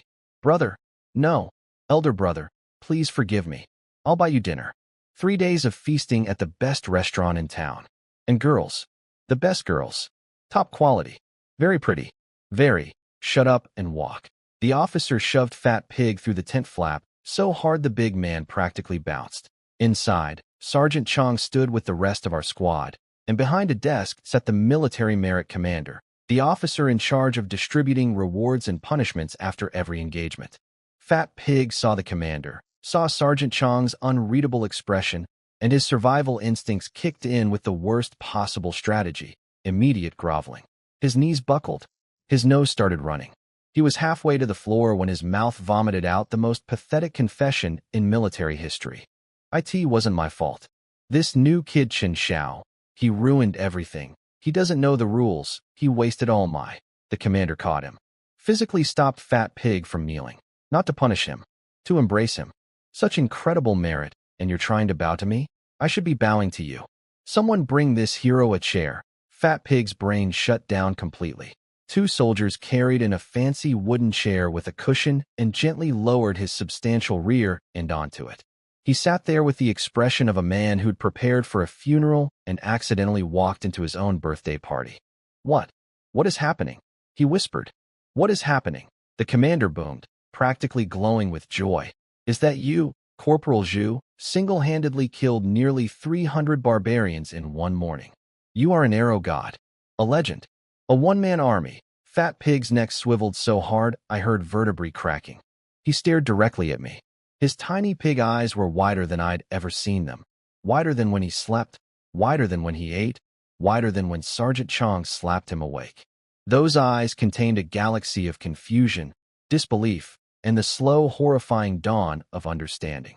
"And such humility," the commander continued, completely misreading Fat Pig's emotional collapse as modesty. "A warrior with 300 kills, and instead of boasting, he walks in here and tries to kneel. Sergeant Chong, the soldiers you train are magnificent." Sergeant Chong's eyes flicked. To me for half a second, a look loaded with meaning, before he smoothly replied, "Corporal Zhu normally sleeps half the day and shoots for about 5 minutes. Today he apparently shot all day and only slept 5 minutes. Just a slight increase in effort. Nothing extraordinary." The sarcasm was thick enough to spread on bread, but the commander was too excited to notice. "Rewards. Gold, 10 taels. Silver, 100 taels. My personal yellow ridge power bow. And 300 replacement arrows with 12 clean quivers." Immediately, soldiers scrambled to fulfill the order.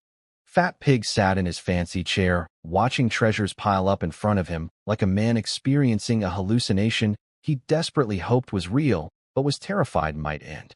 Then it clicked. I could see the exact moment his remaining brain cell connected the dots.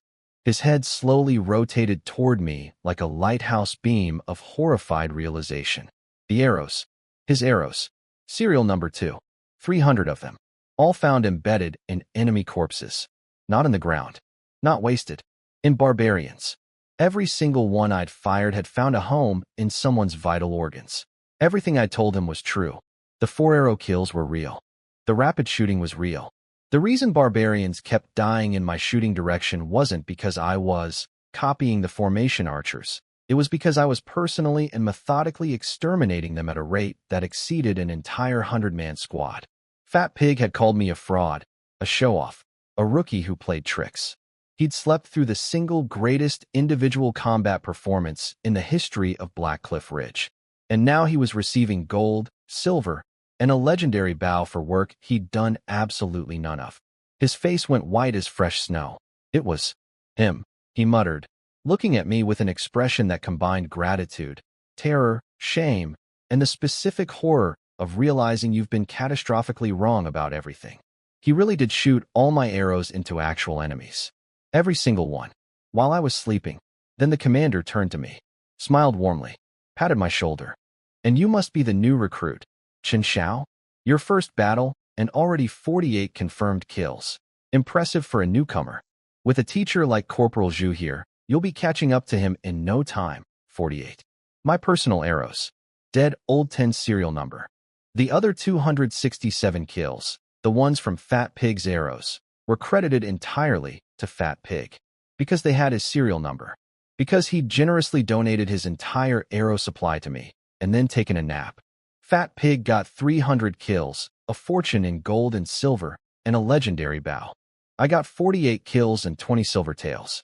I had accidentally made Fat Pig the most decorated soldier in the entire battle while giving myself a modest participation trophy. My own ammunition had betrayed me through administrative bureaucracy. The military merit system didn't care who fired the arrow. It cared whose name was stamped on the shaft. And Fat Pig's name was on 267 killing shots he'd slept through. Not bad for a newcomer. The commander repeated cheerfully. Keep learning from your master, my master. They thought Fat Pig taught me. That the sleeping lump of lard who'd called me a fraud for 6 straight hours was my mentor.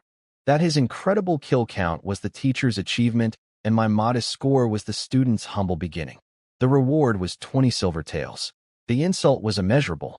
Sergeant Chong watched all of this unfold with eyes that saw everything and a mouth that said nothing. After the ceremony, he placed one hand on Fat Pig's shoulder and one on mine. You two, come with me. We need to discuss some things privately. His eyes held a look that said he knew exactly what had happened on that wall today. And whatever he was about to say next was going to be very, very interesting. Sergeant Chong led us into a narrow alley where nobody could overhear. Fat Pig was practically levitating with anxiety. But having launched off that fancy reward chair like the cushion was made of hot coals. He knew something was coming. He just didn't know if it was punishment or something worse. Sergeant Chong pulled a peanut from his pocket, cracked it between his teeth like a man with absolutely zero urgency, and looked at both of us with those deep, calculating eyes. No outsiders here. Let's be honest. Those 267 barbarians. Who actually killed them? Not me. Fat Pig blurted so fast the words practically tripped over each other, escaping his mouth. Me, I said simply. I figured. Sergeant Chong chewed his peanut thoughtfully. Lu-100 Captain told me some things about you before you arrived. I didn't fully understand what he meant at the time. Now I do. Turns out Lu-100 Captain had given Sergeant Chong very specific orders about me. Protect him at all costs. Teach him everything you know about military combat. Hold absolutely nothing back. His exact words were apparently, this boy's archery talent deserves the best protection. Coming from a decorated 100 captain about a rookie who'd been in the army less than a week, that was either an extraordinary endorsement or an elaborate prank. Sergeant Chong had assumed it was exaggeration. After watching me single-handedly match the output of an entire arrow formation while my assigned bodyguard napped, he'd revised that assumption aggressively. Then came the speech about trees. A seedling is most vulnerable when it first sprouts, Sergeant Chong said, switching into wise mentor mode so smoothly I wondered if he'd rehearsed it. It needs to hide, drink cold dew, absorb quiet nourishment, and accumulate strength underground before it can become a towering tree. If it grows too tall too fast, the wind will snap it in half. Do you understand? I understood perfectly. Stay low. Stay quiet. Don't let anyone know how strong I actually am. The military was full of jealous rivals, political factions, and backstabbers who'd gladly cripple a rising talent just to prevent competition. Dragon Shutian and Lu-100 Captain had invested in me, but investments attract thieves, especially investments that can outshoot entire companies of trained soldiers before launch. Then Sergeant Chong turned to Fat Pig with the look of a man about to deliver life-changing news to someone who was absolutely not prepared for it. I said all of this in front of you deliberately, Corporal Zhu. Do you know why? Fat Pig's pig eyes went wide. He did not know why. Because I'm assigning you a new role. You are going to be Chun Zhao's light blocker. His what? His light blocker. His cover. His shield against attention. Everything Chun Zhao does from now on. Every kill, every incredible shot, every battlefield miracle gets credited to you. He shoots 300 barbarians. Your achievement. He pulls off some impossible archery technique. Your talent. He performs at a level that should be physically impossible for a single human being. You did it in your sleep. Literally, Fat Pig's face performed the most complex emotional gymnastics I'd ever witnessed on a human face. Joy battled terror. Greed wrestled with self-preservation. On one hand, he'd be receiving unlimited military merit for work he didn't do. Promotions, rewards, legendary weapons, gold. All for the low price of taking credit for someone else's killing spree. On the other hand, and this was the hand currently strangling his enthusiasm, the enemy army apparently had specialists called sprout pullers. Their job? Identify talented young soldiers on the opposing side and assassinate them before they could grow into serious threats. If Fat Pig's name became attached to 300 kills per battle, he would become the sprout that needed pulling. A giant glowing target painted on 250 pounds of sleepy flesh. And it wasn't just external threats. Lu 100 Captain had political enemies within their own military. If Fat Pig became too famous, those internal rivals would come sniffing around, looking for ways to undermine Lu's faction through his most decorated soldier. High reward, higher risk, and a very uncomfortable combination of both. I don't know about this, boss. Fat Pig whimpered. This isn't a discussion. Sergeant Chong cut him cold. This is an order. You don't get to choose. Neither do I. Neither does Lu 100 Captain. When someone like Chun Zhao enters the army, everyone around him gets their fate tied to his, whether they like it or not. That's what happens with genuine, once-in-a-generation talent. He started walking away, then paused for one final instruction. Oh, and one more thing. Lu 100 Captain was very clear about this. Under no circumstances should you praise Chun Zhao or tell him how talented he is. Applause has buried more geniuses than any enemy ever could. Keep his ego grounded. Let him think he's still developing. The moment he believes he's arrived, he stops growing. Then he left. Just walked off, leaving Fat Pig sitting on the ground in a narrow alley, staring at the sky, trying to process the fact that his entire military career had just been permanently fused to mine, like a barnacle welded to a submarine. I walked out of the alley feeling lighter than I had in days. The arrangement was perfect for me. I needed to kill as many enemies as possible to feed my system, but I also needed to stay invisible while doing it. Fat Pig was essentially volunteering. Well, being voluntold, to absorb all the fame, glory, danger, and assassination attempts that my performance would generate. He was my human lightning rod, my camouflage blanket, my walking, snoring, endlessly complaining shield against the consequences of being too good at murder. Military merit? I didn't need much, just enough to trade for weapons, techniques, and martial arts manuals. The real currency I cared about, kill points, couldn't be stolen by administrative serial numbers. Every barbarian I personally killed still fed my system regardless of whose arrow was in the corpse. Fat Pig could have all the official credit he wanted. I'd take the invisible power. As for my ugly gray bow, I gave it an appreciative squeeze. Whatever hidden abilities it contained, it had performed beautifully today. Fired hundreds of arrows without complaint. Handled my growing strength without cracking. The thing looked like a diseased tree root, but shot like a weapon forged by gods. Dragon Shutian knew exactly what he was doing when he chose this gift. Ugly on the outside, devastating underneath. Kind of like me, actually. Except I was slightly better looking than the bow. Slightly. I was processing all of this, feeling genuinely optimistic for the first time since arriving in this world, when I heard a rustling sound directly behind me. I spun around instantly. 3 years of chicken slaughtering reflexes combined with 100 times normal reaction speed meant I was facing the source of the noise before most humans would have registered hearing it. Someone was there, in the shadows, watching me. And given that I was standing on a mountain crawling with barbarians, political enemies, and apparently professional talent assassins, the list of people who might be lurking behind me ranged from mildly inconvenient to actively trying to end my existence. I gripped my ugly bow and narrowed my eyes into the darkness. I stepped out of the alley feeling pretty great about my new arrangement when I heard rustling behind me. Spun around instantly. 100 times reflexes don't mess around. And saw a familiar rat face poking out from behind a wooden rack. Chin Shuang. Registration desk cockroach. Liu family professional bootlicker. Standing 10 meters away with a bow drawn and an arrow pointed at approximately where my spine had been 2 seconds ago. The moment our eyes met, his murder face dissolved into the warmest, friendliest smile you've ever seen. Like a man greeting his favorite nephew at a holiday dinner. He casually shifted his aim toward a nearby bush and released the arrow into the grass. Just chasing a rabbit. Pesky little thing ran all the way over here. He jogged to the bushes, made a big show of searching around, then sighed theatrically. Darn, it escaped.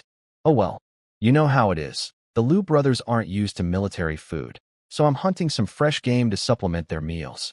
Anyway, gotta go find another rabbit.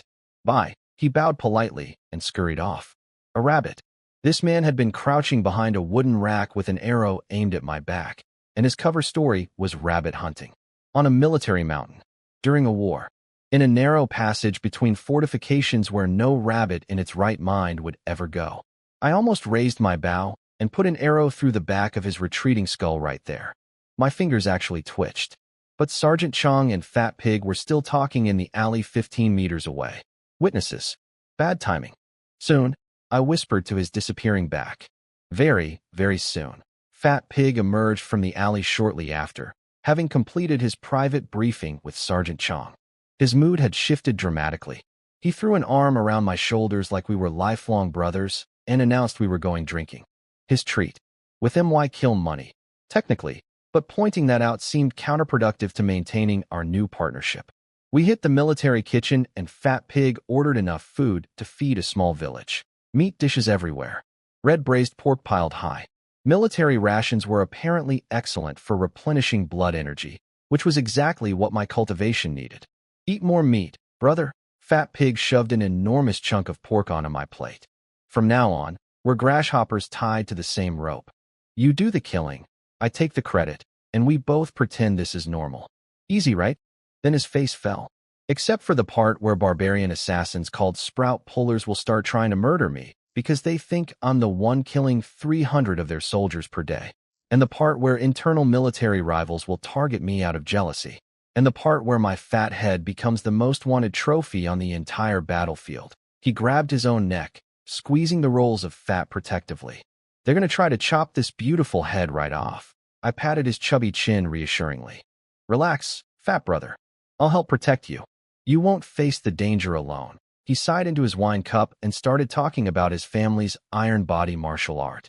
Apparently what I'd witnessed, him sleeping through arrow bombardments, was only the beginner version. He had to consciously maintain a reserve of blood energy while sleeping, which only lasted about 2 hours. After that, his defenses dropped, and he was as vulnerable as anyone else. But his father had mastered the complete technique. Full unconscious defense. Sleep 8 hours straight with zero conscious effort, and your skin stays hard as steel the entire time. Arrows, blades, even crossbow bolts, nothing could penetrate. The ultimate passive defense system. A martial art literally designed for professional nappers. I wanted that technique desperately. On a battlefield where night raids were apparently a regular occurrence, sleeping safely was basically a superpower. But it was his family's inherited secret art. Asking to learn it would be like asking someone for their social security number and their grandmother's maiden name. Just not done. Mental note. Grind enough military merit to purchase a similar technique from the Army's reward catalog. Defensive arts were absolutely going on the shopping list. We drank until dark.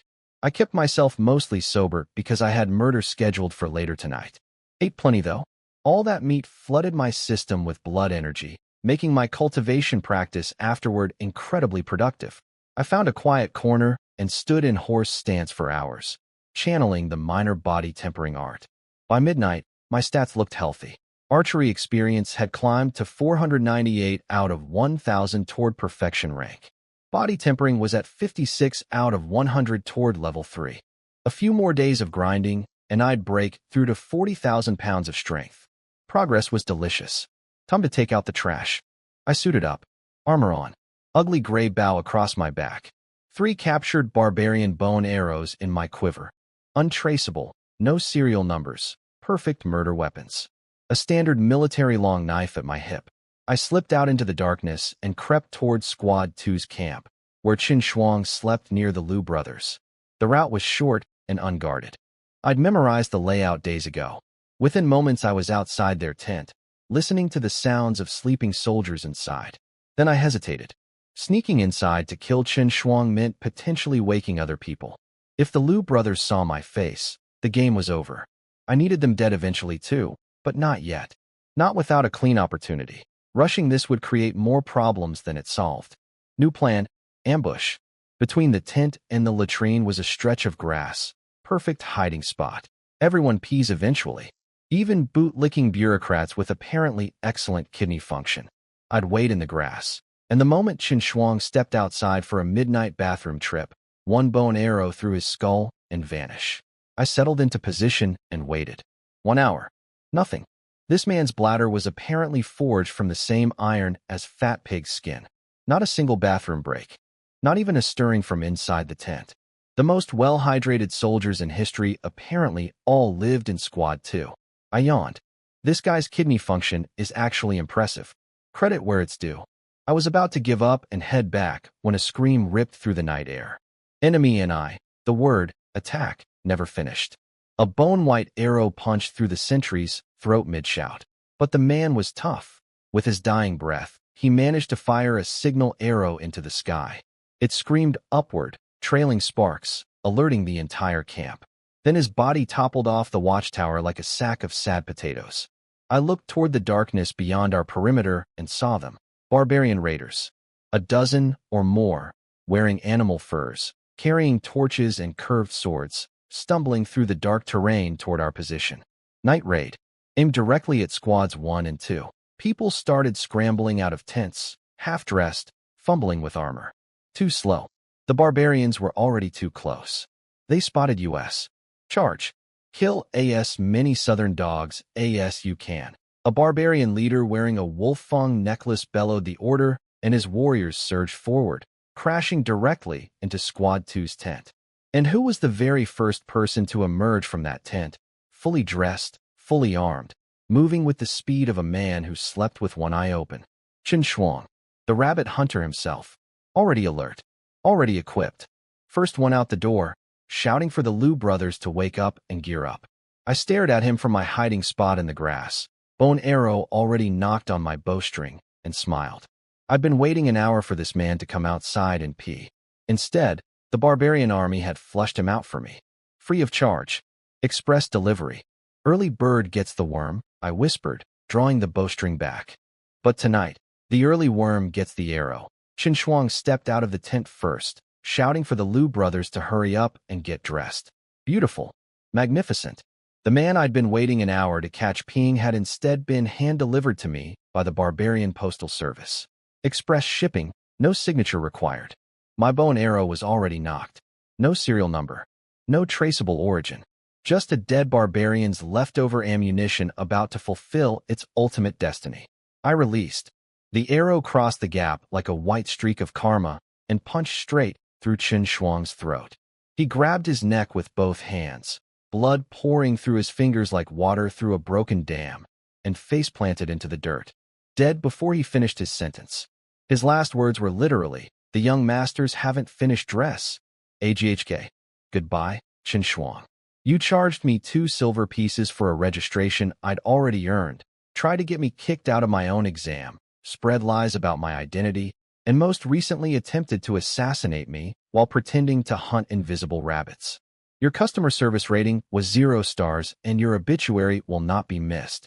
Lu Ming came bursting out next, hair wild, sword swinging, already chopping down a barbarian soldier who'd gotten too close. He ran to Qin Shuang's body, checked for breathing, found none. His face contorted with rage. Filthy barbarians. You'll all die for this. He charged into the barbarian raiders like a man possessed. Brave. Stupid, but brave. I had 1 bow and arrow left. 1 untraceable shot. And Lu Ming's head was right there, lit by torchlight, completely exposed, raging at enemies who hadn't actually killed his servant. I debated for approximately half a second. Then I made my decision. This was a once-in-a-lifetime opportunity. Barbarian night raid. Chaos everywhere. Bow and arrows with no serial numbers. The perfect frame job was literally happening around me without any setup required. If I didn't kill him now, I'd spend months trying to engineer another chance this clean. I drew my ugly gray bow to full moon. 10,000 pounds of force loaded into the string. Released. The arrow hit Lu Ming's skull with so much power it split his head open like a watermelon dropped from a rooftop. Just pop. Two halves, flying apart, contents everywhere. Gone. Instantly. The man who stole my arrow champion title, wore my clothes like a costume, and claimed my 8-arrow technique as his own family legacy was now decorating the ground in a way that made identification very, very difficult. From inside the tent, Big Brother, Lu Zhao's scream pierced the chaos. The younger, smarter, more dangerous Lu brother. I stared at the tent entrance, last bow and arrow gripped tight, waiting for his head to appear so I could complete the family reunion. He didn't come out. This cautious snake heard his brother's skull explode like a firecracker and immediately decided the outdoors were not for him. He started screaming from inside the tent, fully armored. I could see his silhouette through the fabric, wearing a full-face helmet that covered every inch of his head. He'd basically turned himself into a human turtle, shell and all. Someone find out which barbarian sniper did this. My family will have revenge. I was genuinely annoyed. Lu Ming had charged out heroically and died heroically. Lu Xiao cowered inside a tent wearing maximum protective gear and survived through pure cowardice. Sometimes cowards outlive heroes, and the universe shrugs about it. I snapped my last bow and arrow in half with my bare fingers and threw the pieces 100 meters away. No evidence. No traces. Then I switched to Fat Pig's arrows, serial number 2, and started doing what I was born to do. Rapid chain arrows. One after another. Barbarians dropping like dominoes in a hurricane. The night was dark, but my 100 times eyesight cut through the shadows like they were slightly tinted windows. Every shot found a throat, an eye socket, a gap in armor. Kill after kill after kill. Fat Pig stumbled out of his tent looking like a bear who'd been woken from hibernation by a fire alarm. Half drunk, eyes barely open, drool still glistening on his chin. He saw me already shooting and his face went through the now familiar cycle of confusion, amazement, and professional panic. How is this guy already fighting? I haven't even located my pants. Then he remembered his new job description. Light blocker. Human lightning rod. The man whose name would be attached to whatever mountain of corpses I was about to create. Fat Pig took a deep breath, slapped himself across both cheeks hard enough to leave handprints, and charged forward into the most committed acting performance of his military career. Rag. Feel the wrath of Uncle Zhu. None of you barbarian scum will survive this night. He positioned himself directly in front of where I was shooting, raised his bow, and started making the most dramatic, exaggerated shooting motions humanly possible. Full arm extension. Theatrical releases. War cries after every fake shot. He looked like an action hero in a stage play designed for audiences sitting 300 meters away. He wasn't actually hitting anything. His arrows went into the general darkness, probably striking rocks, trees, or the philosophical concept of aiming. But in the chaos of a night battle, with torches flickering and shadows dancing, all anyone could see was a massive armored figure screaming battle cries and firing arrows while enemies dropped around him. The partnership worked perfectly. I shot from behind cover, accurate, silent, lethal. Fat Pig performed in front, loud, visible, completely useless, but incredibly convincing. Every barbarian I killed, he claimed with a triumphant roar. Every headshot I landed, he celebrated like he'd done it himself. We were the world's most dysfunctional two-man army, and we were absolutely crushing it. My kill counter climbed like a rocket. 572, 573, 574. Every point went straight into archery experience. The bar was racing toward perfection rank. If the barbarians kept attacking for another hour, I might actually max out my archery skill completely. Inside the tent, Lu Xiao was still screaming, demanding investigations, swearing vengeance, and absolutely refusing to step outside. Soldiers rushed around fulfilling his orders while he huddled in full-plate armor like the world's most overdressed child hiding from thunder. Part of me respected the survival instinct. Most of me wanted to shoot him through the tent fabric. But not tonight. No more bow and arrows. Any kill now would carry traceable serial numbers. Lu Xiao would have to wait. As long as I kept getting stronger, even his uncle the 100 captain wouldn't be able to touch me. Power was the ultimate protection, and I was accumulating it at a rate that defied logic. The experience bar climbed relentlessly. The barbarians were getting decimated. Their night raid, which started with explosive momentum, had stalled completely. My arrows were harvesting their assault force like a farmer cutting wheat. They started panicking, trying to retreat, but retreating downhill while being shot at was even worse than charging uphill. Then their commander stepped forward. Full armor, faceplate, nothing exposed except eye slits. He planted himself at the front of his retreating troops, spinning a long spear so fast it created a wall of steel that deflected every incoming arrow. His presence immediately stabilized the barbarian morale. Soldiers who'd been fleeing suddenly reorganized, forming defensive formations, retreating in orderly fashion under his protection. I had to admit, this barbarian leader was the real deal. Brave enough to be a human shield for his entire unit. Skilled enough to swat arrows out of the air with a spear. Exactly the kind of opponent my system wanted me to hunt. Probably worth serious kill points if I could get through that spinning death wall. But the really interesting development was happening on the barbarian side, far from my ears. Their scouts had identified the source of the devastating archery. A large, pig-shaped soldier screaming war cries and firing arrows with deadly precision. The one killing our warriors is surnamed Zhu. Built like a mountain, arrows never miss. He screams like a demon. The barbarian commander's eyes narrowed behind his faceplate. Surnamed Zhu? Named after a pig? Strange name. Almost sounds like one of our beast clan bloodlines. No matter. He fights for the enemy. He dies like the enemy. Send word to the sprout puller. I want this pigman eliminated before he becomes a bigger problem. The sprout puller. The professional talent assassin Sergeant Chong had warned about. The barbarian military's answer to enemy prodigies. Find them young, kill them early, prevent them from ever becoming a real threat. And they thought Fat Pig was the prodigy. Fat Pig, who was currently performing an elaborate pantomime of archery, while I did all the actual killing from 15 meters behind him. Fat Pig, whose greatest combat achievement tonight was successfully locating his pants before entering the battlefield. That Fat Pig was about to have a professional assassin dispatched specifically to end his life. The arrangement was working exactly as designed, and it was absolutely going to get Fat Pig killed if I didn't figure out how to protect him. But that was tomorrow's problem. Tonight, the barbarians were retreating, my experience bar was climbing, and somewhere in a tent behind me, Lu Xiao was crying in full body armor about a brother whose death would forever be blamed on the very barbarians I was currently exterminating. I knocked another arrow, aimed at the retreating enemy formation, and smiled in the dark. Justice wasn't always pretty, but it was always satisfying. The barbarians started retreating, and our infantry smelled blood. Kill the leader. Big merit points. Someone screamed, and 7 brave soldiers charged the barbarian commander like a pack of dogs attacking a bear. It went about as well as that analogy suggests. The commander was from something called the Snake Tribe, and his spear technique was called explosive stab. Fancy name. Simple result. 7 thrusts, 7 throats punctured, 7 good men hitting the ground in under 3 seconds. One of them was a dual hammer warrior. Big guy, impressive muscles, absolutely zero survival time against a spear that moved faster than regret. He dropped his hammers, grabbed his spurting neck, and collapsed with the expression of a man who deeply regretted his career choices. Skinny Monkey tried next.